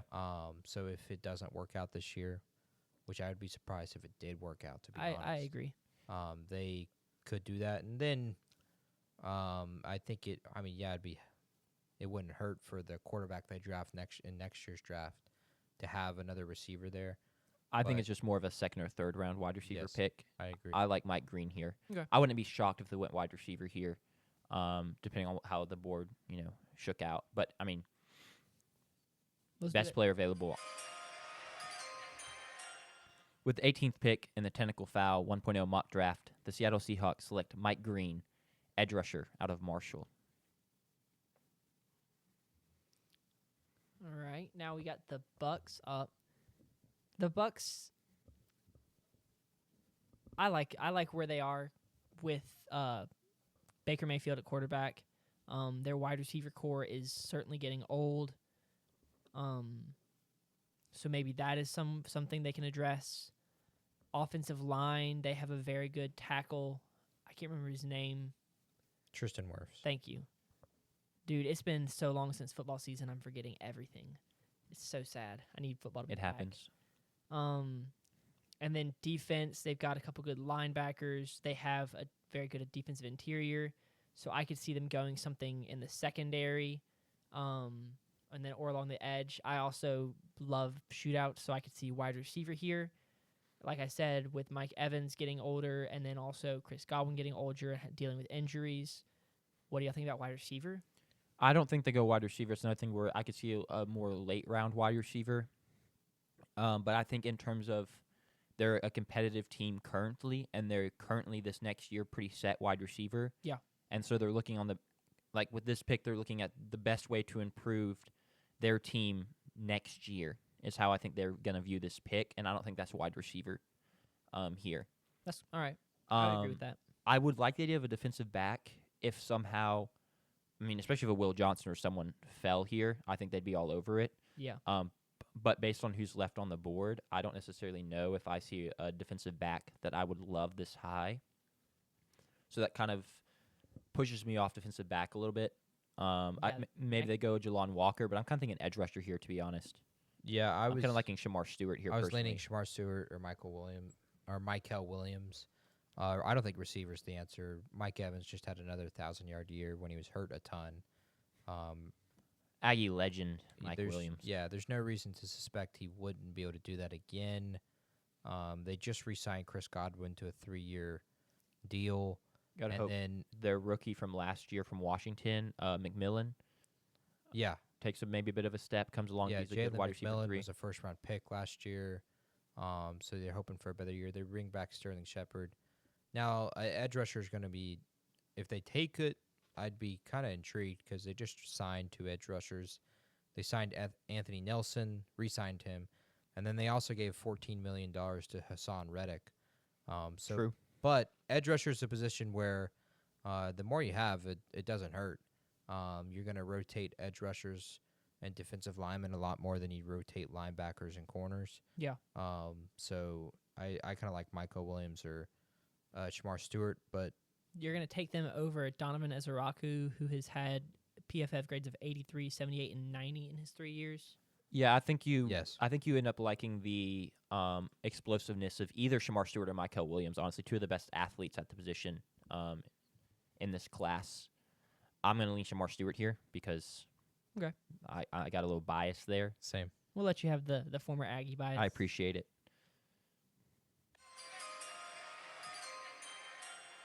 With the 19th pick in the Technical Foul 1.0 mock draft, the Tampa Bay Buccaneers select Shamar Stewart, edge out of Texas A&M. Reach. Yeah. He could bust. We'll see, though. All right. I feel like there's no one in. Nope. There's a couple. Like Travis Hunter is not going to bust. I think Anyone can bust. anyone can Anyone. bust. Travis Hunter is probably the one I would expect to bust the least out of this class. Him or Abdul Carter. I think it's a. Shador Sanders. I No, think. I'm lying. Yeah. it- I would never I think it's pick a Ashton QB Jeanty. to be the least likely. I or think it's to Ashton bust. Jeanty is the least likely to bust. Fair. Because Abdul Carter, See, I just we've think. only seen him for like a year. I mean, I would go Travis Hunter first. He's got overall. limited snaps. My issue is if we're going to factor in the fact that injuries can be the reason that someone's a bust, and running backs just can get hurt That is pretty true. easily, and That is the true. wear and tear. We could look back in 4 years and be like, he's not been healthy a year, and he's been beat up. So, we got the Broncos on the board here at pick 20. I didn't expect them to be as good as they were last year. I was a Bo Nix hater. Yeah. He put on a solid rookie season, so I'm kind of interested to see what they do in terms of building around him. If they'd want to go wide receiver here, what their plans are, what y'all got. Yeah, they're Sean Payton definitely wouldn't be shy to taking another offensive weapon. He certainly never was when he was with New Orleans. I wouldn't be surprised if they go with a receiver like Luther Burden, because outside, I mean, Cortland Sutton is good. Marvin Mims had an excellent year last year, but I think Bo Nix, you give him another chance at a receiver. If Mhm. Ashton Jeanty was here, you take Ashton Jeanty, but I don't think that's not a crazy take or anything. I lean Luther Burden here. I think if Ashton Jeanty slid down to the second round, I think we should probably take him. Yeah, I think that's probably pretty fair. Yeah, I wonder. I like the Luther Burden pick. I wonder if they'd consider like a Walter Nolan or something if they want a D-line, or if Kenneth Grant, was still here on the board at this point. But I'm fine with Luther Burden. I feel like we've flirted with taking him a couple picks or thrown it out there. Yeah. And it maybe finally is time. Okay, Luther Burden it is. I really don't hate that at all. I mean, like I said, I liked Luther Burden a lot. Was last year his junior year? Did he come back for a fourth year? No, this year was his junior year. Okay. I think people were higher on him after his sophomore They year. definitely were. Him and McMillan were both, which is really, it doesn't make sense. I don't know what happened to both of them. Both schools had some QB issues as part of it. Yeah. I mean, Brady Cook was hurt for a lot of the year and then played injured some, and their backup was not the guy, to say the least. I know Arizona had some I don't injuries think as he- well and some in and outs on Yeah. who played, so I don't think the Missouri backup would have played well in our intramural flag football league. probably not. All right. With the 20th pick in the Technical Foul 1.0 mock draft, the Denver Broncos select Luther Burden III, wide receiver out of Missouri. Can we? So, last time, yeah. I say yes. You on the same page? We're at 128, so we're going to end the recording and then start another one because we've had the last time it kind of stopped both times. We were right around the 130 mark. Sure. Yeah, I think we can't record for longer than an hour and a half without it stopping, which is when we had our problem with our 3-hour special. So we're gonna pause this and then start it right back. Yeah. We're back. All right. So next up we Are have. we going to splice, or do we need to address that we're back? Like, do I need to be like, and we're back? No, I'm gonna splice it. Okay. So this is all on air. Like this all. This We're whole thing. already recording. We're already recording. Oh, sick. What's up, guys? That's when I said we're back. Oh, I missed We that. have Sorry. next up on the clock the Pittsburgh Steelers. Is this? I mean, if Ashton Jeanty is here, you take Ashton Jeanty. Correct. Shadur? It's Shadur, right? Yes. Actually, sure. I I'm ready to disagree. play this out. I You disagree? I prefer not Carson Beck. Jackson Dart over Shadur. I like Jackson Dart more. Does Jackson Dart scream Pittsburgh Steeler QB more than Shadur does? No. Okay. Yeah. I think So you've thrown out your 2 cents. You would go Jackson Dart here. I would. We can circle back in a couple years and see if you were Yeah. right on who is the better QB or not. Jackson Dart had a better whatever they're called. Oh jeez, I just pulled my cord. Better whatever the games are called where they have the Senior Shrine Bowl, East West Bowl, all that stuff. He had better performances at those, I think, than Shador, and it kind of drove him up the draft boards. I've been low on Shador. JP asked me on Twitter yesterday, "Am I a Shador hater?" The answer is yes. Narrative. I think I don't know if what I am talking about is a Shador hater, then yes, I'm a Shador hater. But I prefer Jackson Dart over Shador. But we can take Shador. Okay, we can roll the sound. Oh, we're not even. All right, cool. Let's do it. With the 21st pick in the Technical Foul 1.0 mock draft, the Pittsburgh Steelers select Shador Sanders, QB out of Colorado. Time to scroll all the way down. All right, that'll to- put the Los Hold up, Angeles JP. We're not there yet. We got Chargers on the clock. Where's Shador? The Chargers had a good first year with Jim Harbaugh. Wherever he goes, he wins, man. He took the Chargers immediately to the playoffs. And then Justin Herbert failed him, throwing 3 interceptions against the Houston Texans. The whole team kind of failed him. Justin Herbert failed. All right. him. I'm a Justin Herbert fanboy, so you know. Yeah. Why are you hating on Justin Herbert? I think because he throws picks But- in big games. But he's literally He literally has played 2 playoff games and thrown 6 picks. that is tough. A lot of those were in one game, so weren't 5 of them in one game. They were both in across. Yeah, sure. Like I'm just saying, I don't know No, if he his th- he threw- his first playoff game was pick heavy. He threw 2 against Okay. the Jaguars. I guess he threw 4. He threw 3 against the Texans, so 5 across 2 games. Okay. Not That's great. much better, of course, though. Yeah, Let's get him some help. you Yeah, know. wide receiver is the pick here. They've Okay, but failed. absolutely. Here, what wide receiver are you taking? That is the Emeka problem. Egbuka. That's who you go. To be the one? If no, you're going no, wide because it's behind McConkey. Ladd's the number 1 guy. Yeah, so you bring but in he's the slot guy. Emeka. Emeka wasn't a slot guy. he's not the tallest or biggest guy, but Let's see if we can find. So I would lean towards Emeka. if you're going wide my receiver opinion. here, I just think I X'd out of our mock draft. That is tough. That's That good. is tough for you. Thankfully, we still have it on the computer. Facts, we do. I don't know what you're gonna do about that. I'm cooking, bro. I'm All gonna right, he's cook up the cooking draft. something up. JP, do you want to take it while he cooks up that? The announcing? No, I can still announce, but Oh. I mean, I just think if you're going wide receiver here, it has to be Abuku. I w- Abuku.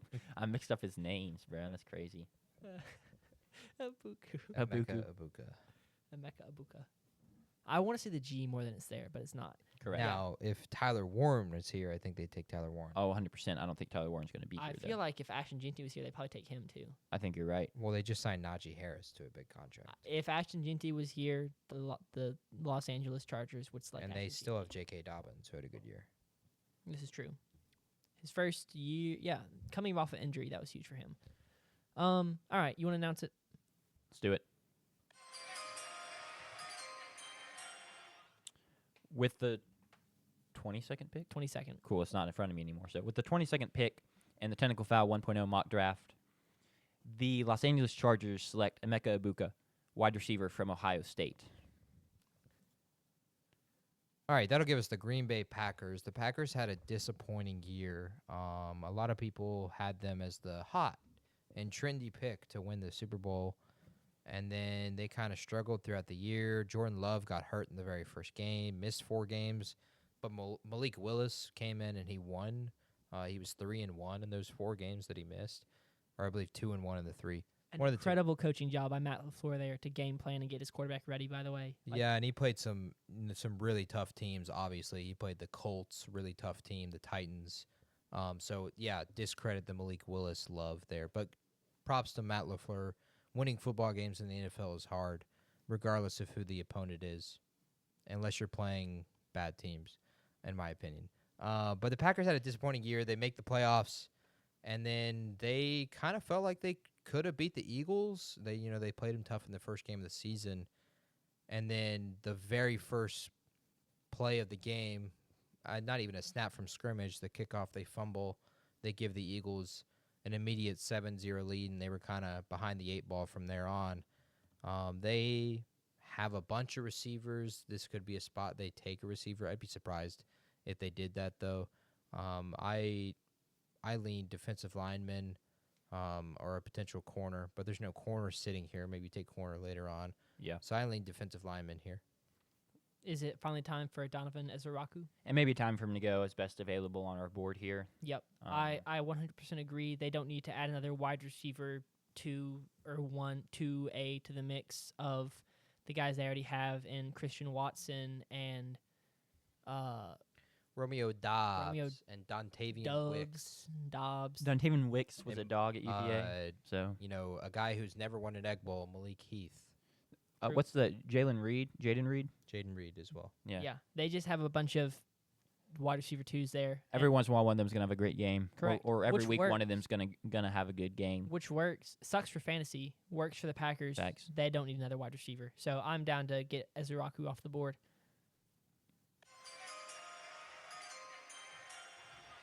With the 23rd pick in the Technical Foul 1.0 mock draft, the Green Bay Packers select Donovan Ezeraku, edge rusher out of Boston College. And that brings up the Minnesota Vikings. They are now on the clock. All right, Vikings have answered their questions. J.J. McCarthy is going to be the starting quarterback. I like it, personally.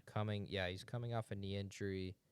So it should be interesting for them. They still have Justin Jefferson, so they're going to be a good team. Kevin O'Connell as well. This is a team that's going to win 10-plus games, guaranteed. Doesn't really matter who plays quarterback. They've done it with Case Keenum, Kirk Cousins, Sam Darnold, and now another white guy, J.J. McCarthy. Sam Bradford, he was in there too. He was in there for the playoffs. I know Sam Bradford was not a quarterback for the Vikings, if I'm not mistaken. Who had Yes, the 1 he year for him was. where their starter got hurt and then he cooked? Case Keenum, if I'm not mistaken. That's who it was. Case Keenum. That's the year I'm thinking of. I'm not saying that you're I not swear right. I thought Bradford came in first and got hurt, and then it was Keenum. Wasn't Teddy Bridgewater the starter that got Bradford hurt? was a Vikings quarterback in 2017. Kevin O'Connell was not the head coach at the time. It was Mike Zimmer. Oh, you were talking about specifically O'Connell. I was just talking about Vikings. Sorry, my bad. Case Keenum was not a quarterback with Mike or Kevin O'Connell either. But this So is a he was there at the same time as Sam Bradford. maybe. I may be mixing years. I What's the year where Teddy Bridgewater tore his ACL in practice? and then Sam Bradford. Sam came Bradford in, came and in and he led got them to the hurt, playoff. and then Case Keenum came in. Okay, that's what it I- was. I trust Well- you. I'm pretty sure that's right. As the self-proclaimed NFL guy on the pod. Yeah. The Vikings win. 1A, 1B, Sanders, JP, okay? Let's be real. The Vikings win games. They're going to need help defensively. They had a terrible defense 2 years ago, and then had a really good defense last year. The key for them, they keep Brian Flores. So can they continue this defensive hot streak? And it'll continue to, hopefully benefit them. Sure. With how high powered their offense can be. Obviously, their question is the quarterback ever going to take them over the hump? Yeah. Probably not year one J.J. McCarthy, if I had to guess. Yeah, so this could be a potential spot for Jackson Dart. See, I think they trust J.J. McCarthy. I We trust Kevin. 100% agree. They're going to keep J.J. McCarthy, I agree. So I either go Walter Nolan here, or I go one of the two Georgia boys, in my opinion. I like Walter Nolan here, I think. I do think sleeper for this pick is Omarion Hampton, depending on how much they like him. I know he's kind of been a riser recently on some boards. People really like the tape and the kind of pace he plays with. If they really did want to go running back here. If Ashton Genty was here, They probably would take him, let's be honest. Probably. Sanders? Oh, is it up? I'm just curious what your thoughts are. I don't think No. I've really heard from you. I'm still just basking in my pretty sure I'm right about the Vikings and Sam Darnold and not Sam Bradford and Case Keenum. But I would agree that Walter Nolan here is probably gonna be the best pick. Their offense, like you said, can be high powered at times. Their whole season is gonna hinge on where they write about JJ McCarthy or not. And if McCarthy comes in and plays well for a rookie, or I guess he'll be a rookie. He's coming into a great situation He is in for a young a PB. very good situation. And he was I'd love to drafted- throw the ball to Justin Jefferson personally. Yeah. And even their wide receiver too is not bad. Jordan Addison. Yeah, I mean, even when Jefferson went down, Addison played decent his rookie year. Yep. So 2 years ago. So I'm down to go Walter Nolan. And how about the defense? Brian Flores' defensive scheme is insane. Teams, I mean, the way he just got in quarterbacks' heads and like made quarterbacks who you shouldn't think struggle, the way they struggled was very impressive. So Yes. shout out to him. Give him another piece to work with. Could be very, very good for the Vikings. So Walter Nolan it is. With the 24th pick in the Technical Foul 1.0 mock draft, the Minnesota Vikings select Walter Nolan, defensive lineman from Mississippi. All right. Feels very wrong to call them Mississippi, but, Yeah, that is. Are they listed as Mississippi? it is how they are listed. All right. The Texans are on the clock. O-line? Especially after losing. You lose Laramie Tunsil. Yeah, Josh Simmons is a pick.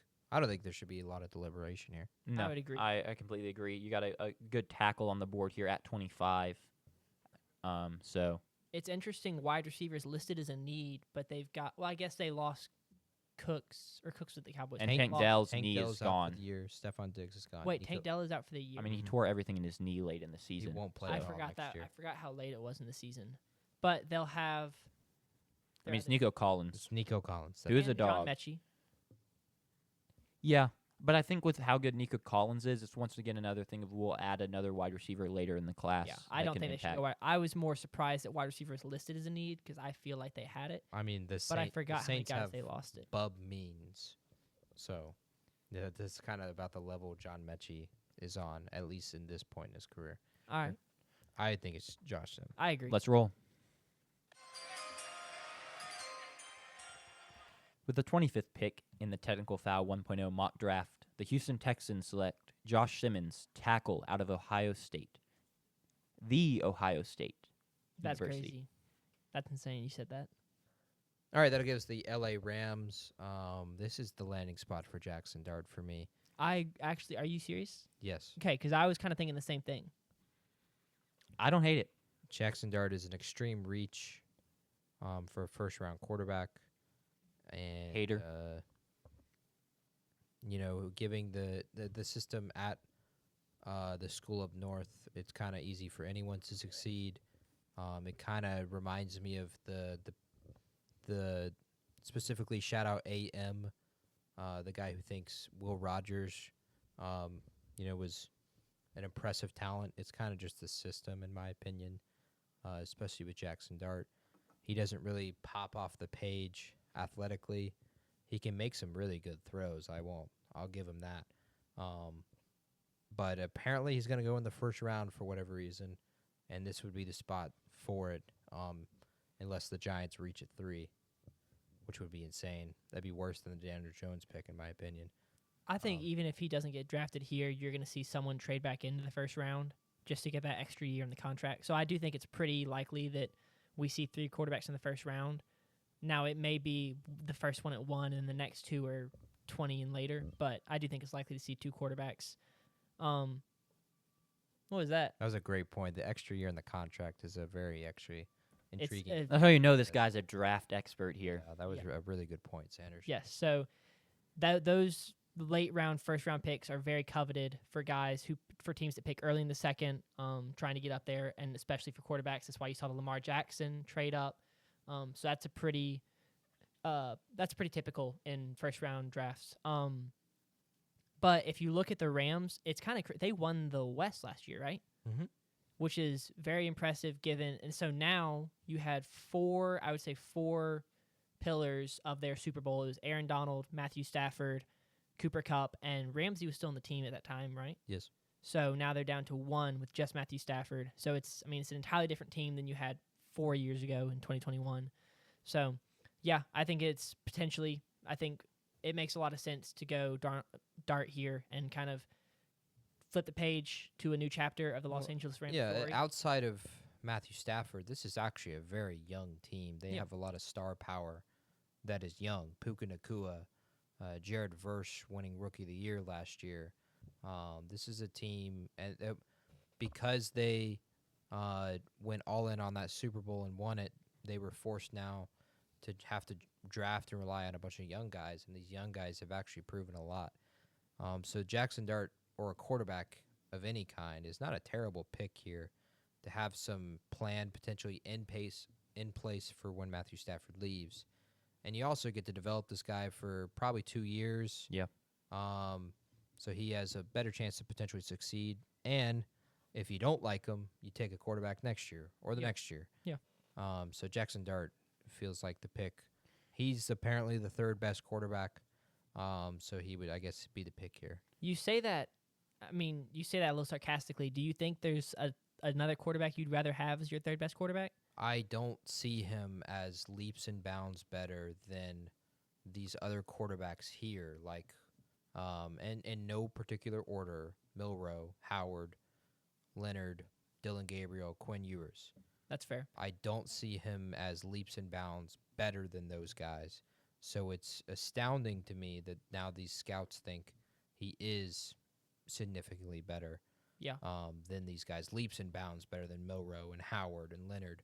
When these quarterbacks are quarterbacks that are, and Gabriel too, that have put up astounding numbers in college. They've won a lot of games. Riley Leonard is a straight-up winner. Yeah. Howard's the defending national champion. Milroe had many Heisman considerations, and Gabriel also had Heisman considerations. And Quinn Ewers, for a long time, was the quarterback 2, quarterback 1, quarterback 3. Yeah. And I think we've kind of bought into this potential flash out of Jackson Dart, these cool throws, the moxie, the swagger, the confidence, the long blonde hair, Lane Kiffin. He played great at the Senior Bowl, cool, played good in the NFL. So I just don't see him bigger and better than these guys that are also sitting here. But Jackson Dart would be the pick, in my opinion. Yeah, I want to toss a couple things on and we can make the pick. I think I've just been a little higher on Jackson Dart over the past couple years in general. So to me, it doesn't necessarily feel like a flash in the pan. He's all of a sudden risen above these other guys. Yeah. I don't necessarily know if I still love him as a prospect. The real point I wanted to make, though, was this seems like the perfect time, like you were saying, for the Rams to kind of hit a little reset on their roster. Mm-hmm. And I don't know if I trust every team to kind of make that realization and do it. Instead of being like, nah, we still have Matthew Stafford. Let's maximize what we can now and, upgrade the defense or somewhere else. But I trust the Rams front office. I think they have one of the better front offices in football, and they can make that realization, assuming they like one of these QBs, right, to make that pick and set them up for future success. And they get a unique chance here. While it's not a good quarterback class, it's arguably a deep quarterback class. Yeah. Sean McVay gets the chance to pick who he thinks is the third best quarterback in this class and potentially set himself up. Could be the fourth, future down to be the fair. line. I could see 3 cute quarterbacks already being off the board here. Absolutely. Yeah. But regardless, we know our pick. Let's make it here. With the 26th pick in the Technical Foul 1.0 mock draft, the Los Angeles Rams select Jackson Dart, QB out of Mississippi. Before I'm about to make it and then it'll go away. So we've made the pick. I just want to point out. So it's really interesting. If you look at the big board ranks, it's Milroe, Howard, Leonard, Dart, Gabriel, Ewers. What's really interesting is they're ranked between 99th and 142nd, which means the highest rank is 99th. Don't disrespect Kyle McCord, all right? He's right there. Yeah, he's right there at 161st. Tyler What's Or interesting Schlau. is Jackson Dart's average draft position is 43rd. So he is on average. This is all via mock draft. So his average draft is 80 spots higher than his rank. The next closest is Milrose, who is 35 spots higher than his big board rank. So I don't know if that's what the average draft position is reflected in, if it's professional mock drafts or just all users, but Jackson Dart is definitely climbing up the mock draft boards. I don't know how that's being reflected in the big boards. The way I see it, sorry, I just didn't really get to talk about the quarterbacks as much, so I'm just going to finish it and then we can move on. I think Gabriel is up there just because of his experience. He set the record for most starts as a college football quarterback. I think Dart is up there because he passes all the eye tests, and that's not everything, but that is something. And then I think it's probably those two are my top two. I don't like Ewers. I don't like how he finished out his college career. I just wasn't a huge fan of the way he played this last season. I do not like Milroe at all. I think Milroe could be a very good running back in the NFL, but I do not like his ability to play quarterback. I saw him play live in Alabama against Georgia. I called after that Georgia game. I told all y'all who ranked Alabama first. I said I dropped Alabama. No, I didn't. I should. Even a blind squirrel finds a nut every once in a while. Let's be real. I should have stuck with my guns. I told y'all that I wanted to drop Alabama a couple spots in my rankings because of the way they finished the game. I ended up ranking them like 5th or 6th, I think, and then the next week dropped them. So I don't like Milroe. Not a huge fan of Howard and Leonard, but I think it's Dart and Gabriel. So that's just my talk about quarterback. We can move on. Yeah, I mean, I don't. Yeah, we'll go ahead and move on there. The Ravens are on the clock at pick 27.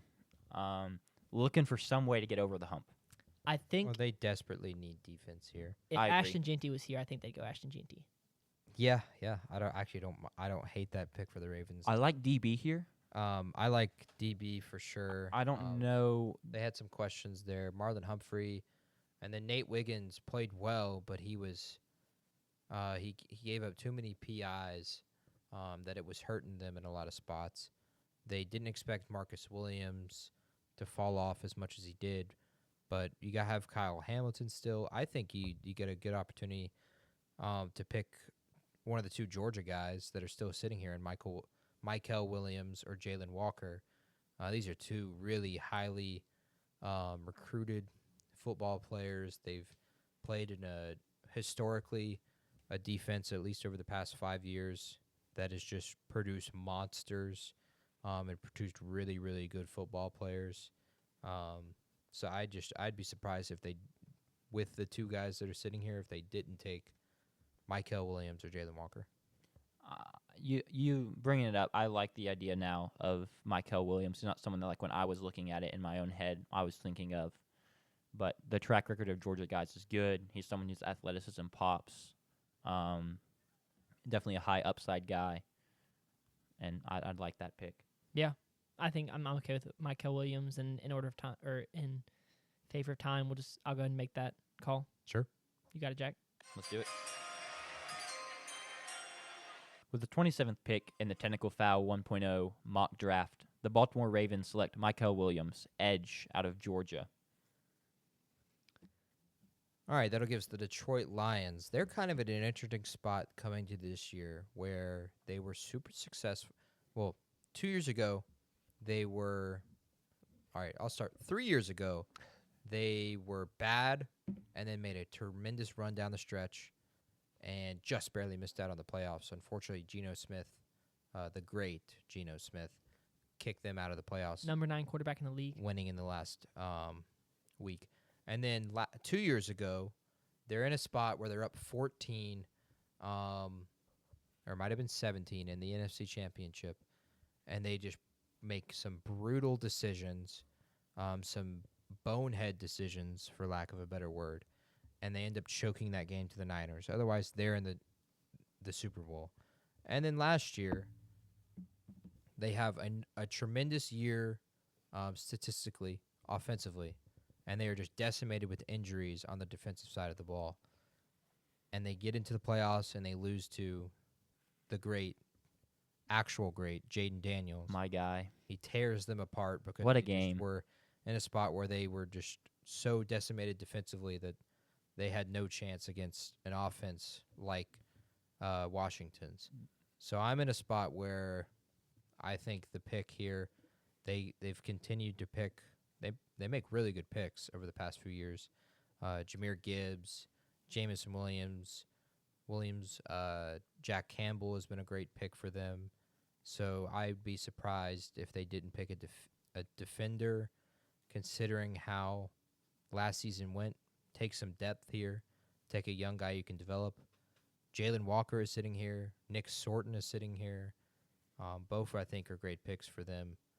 If they went offense, I'd actually be kind of upset as a Lions fan, considering how well they played offensively. I don't think that's an area of need, but also wouldn't be surprised considering the organization. But Jalen Walker or Nick Sorton's the pick for me. Yeah, I mean, Nick Gordon, Aggie, so instant plus there for me. I do like the idea of Jalen Walker, linebacker. Gordon's a guy that came into A&M last year from Purdue and had a ton of hype, and then didn't really have the production. But he's dropped a lot of weight. I think he's been like 20 pounds in the off season. I think he added weight coming to A&M, and then I think realized that wasn't the move for him personally. He wanted to be a bit more of a finesse guy, a bend the edge guy.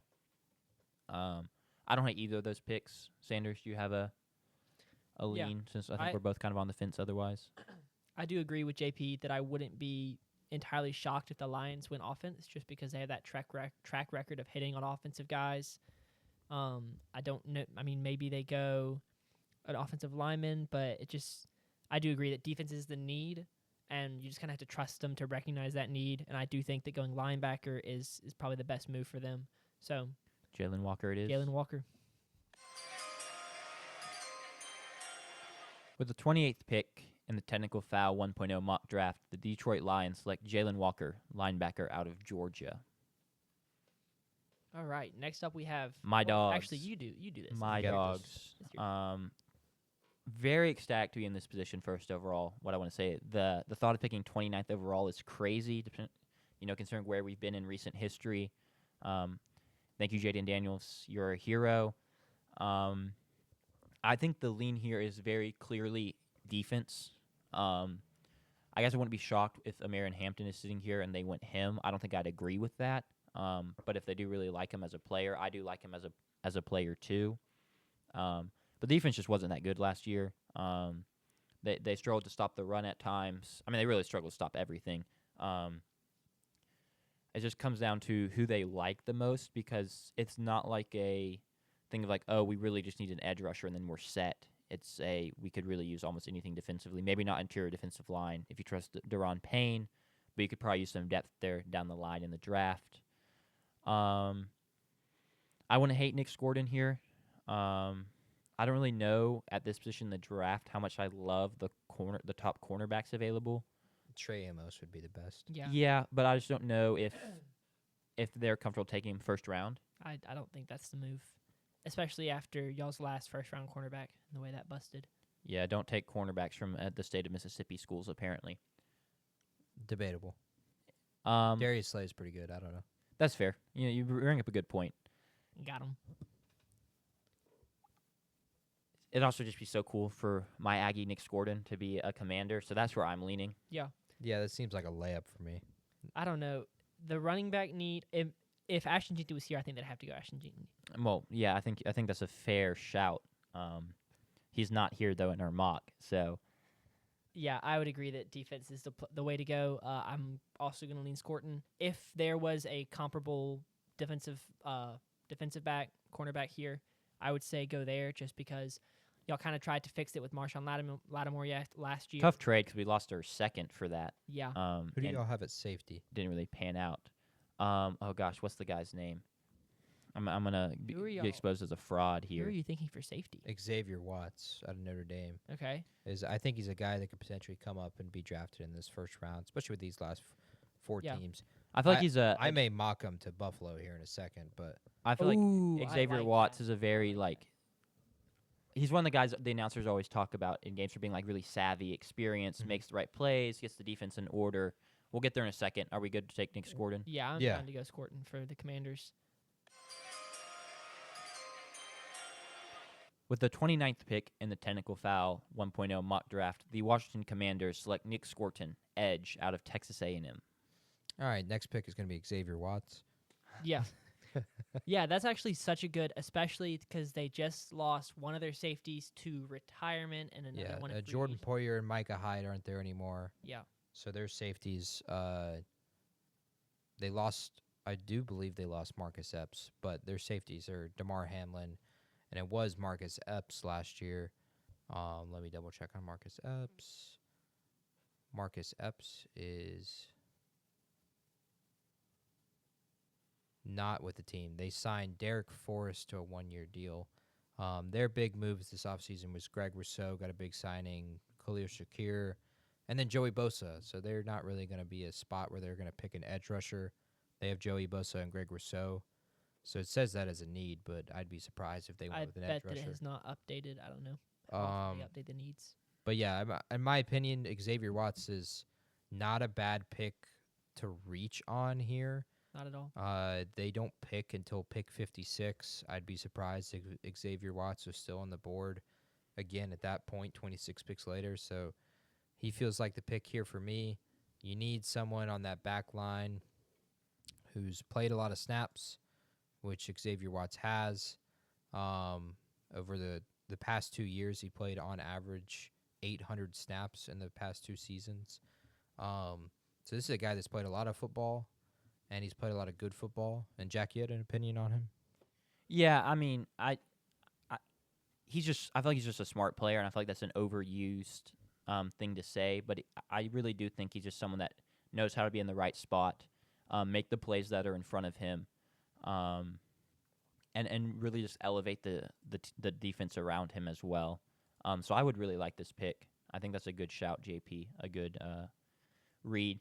Call it a reach if you want. I mean, based off the draft board we're using, the big board we're using, it has him as 39th. But I really don't think I see this as much of a reach, to be honest. I've heard it's fitting a need more, in my opinion. exactly. Agreed. And also, I don't know how updated this big board is or what boards it takes into account because it says it's not just one board. It's like a consensus board. But I have heard people have Xavier Watts a lot closer to Malachi Starks than he is to the guy below him. So I don't think it's a reach at all. All right. With the 30th pick in the Technical Foul 1.0 mock draft, the Buffalo Bills select Xavier Watts, safety out of Notre Dame. All right, that'll bring up the defending. Wait, no, they suck. They got destroyed by the Eagles. They got Kansas Nene on. City Chiefs.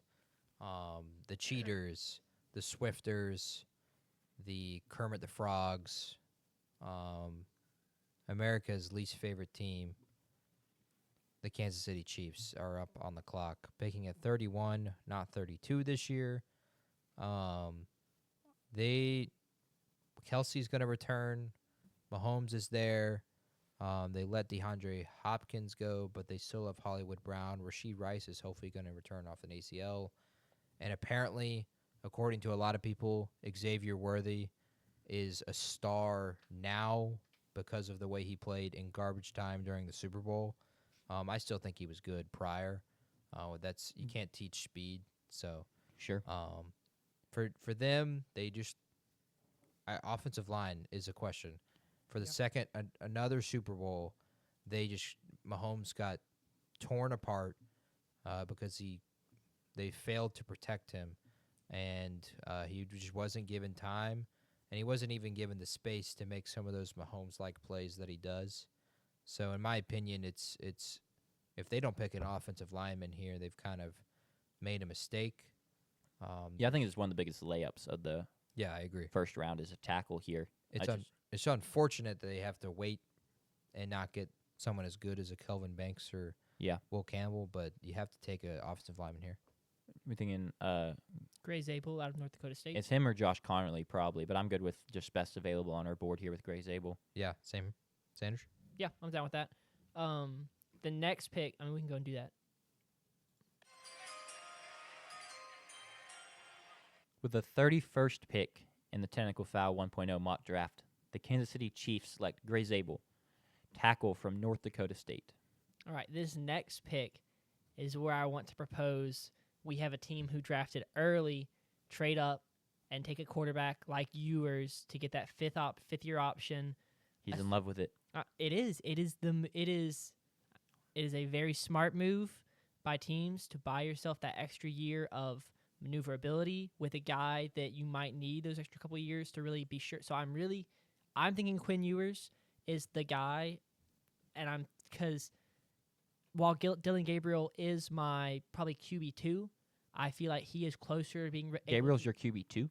Not QB2 beyond QB2 beyond Dart when I was talking about Gotcha. Okay, Dart and yeah. Gabriel. So I guess that'd be QB4. While Gabriel is QB4 for me, I think that he is closer to being. We know him. I think we've kind of seen his potential. We know what he is. I think Quinn Ewers has a higher ceiling as a quarterback, and so if you're going to just expend a draft pick to kind of buy that 5th-year option, I think Quinn Ewers is the guy you want to go to really see if you can hit that ceiling with an extra year of development. What's your team? I was say you got to I'm give me a thinking team Browns. to I'm sell thinking on Browns. this. You think the Browns would do it? Yeah, Browns so straight up 1 pick. yeah, it's or 2 picks past the Titans. No, they have the first pick of the second round. How do they have the first pick of the second round? Browns and Titans have.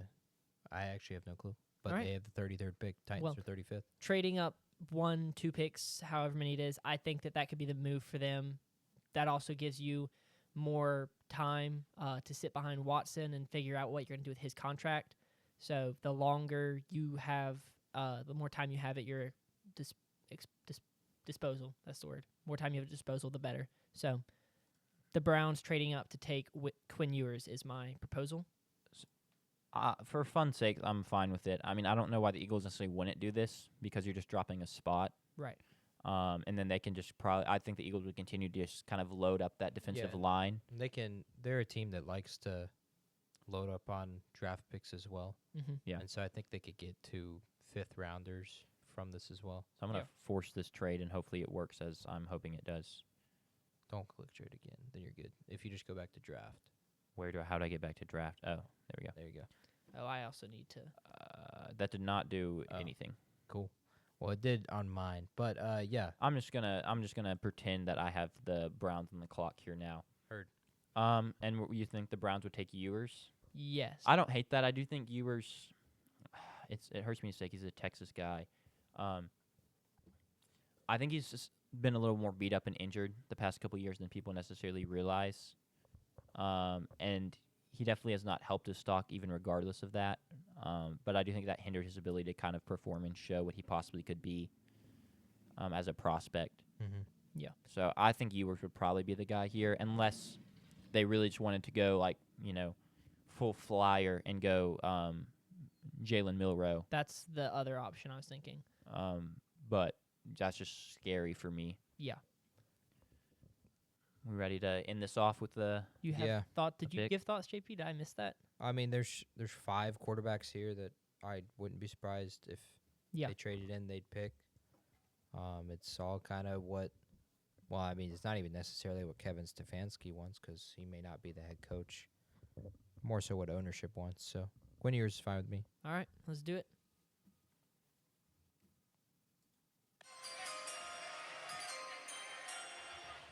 With a 32nd pick and the final pick in the Technical Foul 1.0 mock draft, the Philadelphia Eagles, they have traded their pick to the Cleveland Browns, and the Cleveland Browns select Quinn Ewers, QB out of Texas. All right, hold up. Now, We can see what our worst pick is. Draft By getting grade. analyzed currently by PFF. Oh, it doesn't do it. So hold up. You can only analyze it if you have. You can't analyze the whole draft because it analyzes it based on your pick as a team.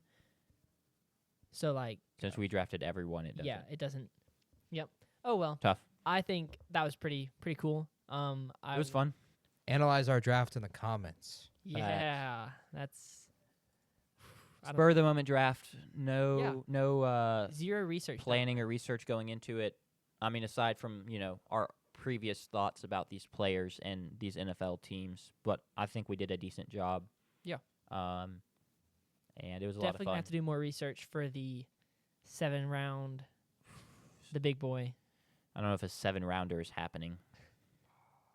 Could maybe I talk don't- me I into don't a 2-round I don't mock. I don't think that's necessary. I don't think I could name whatever 200 and something players Yeah. the number you need. So thank you for listening Yeah. to our back-to-back shows. You will not see them back-to-back. I think we'll probably post this Friday. So Yeah. Thanks for Awesome. tuning in. See y'all.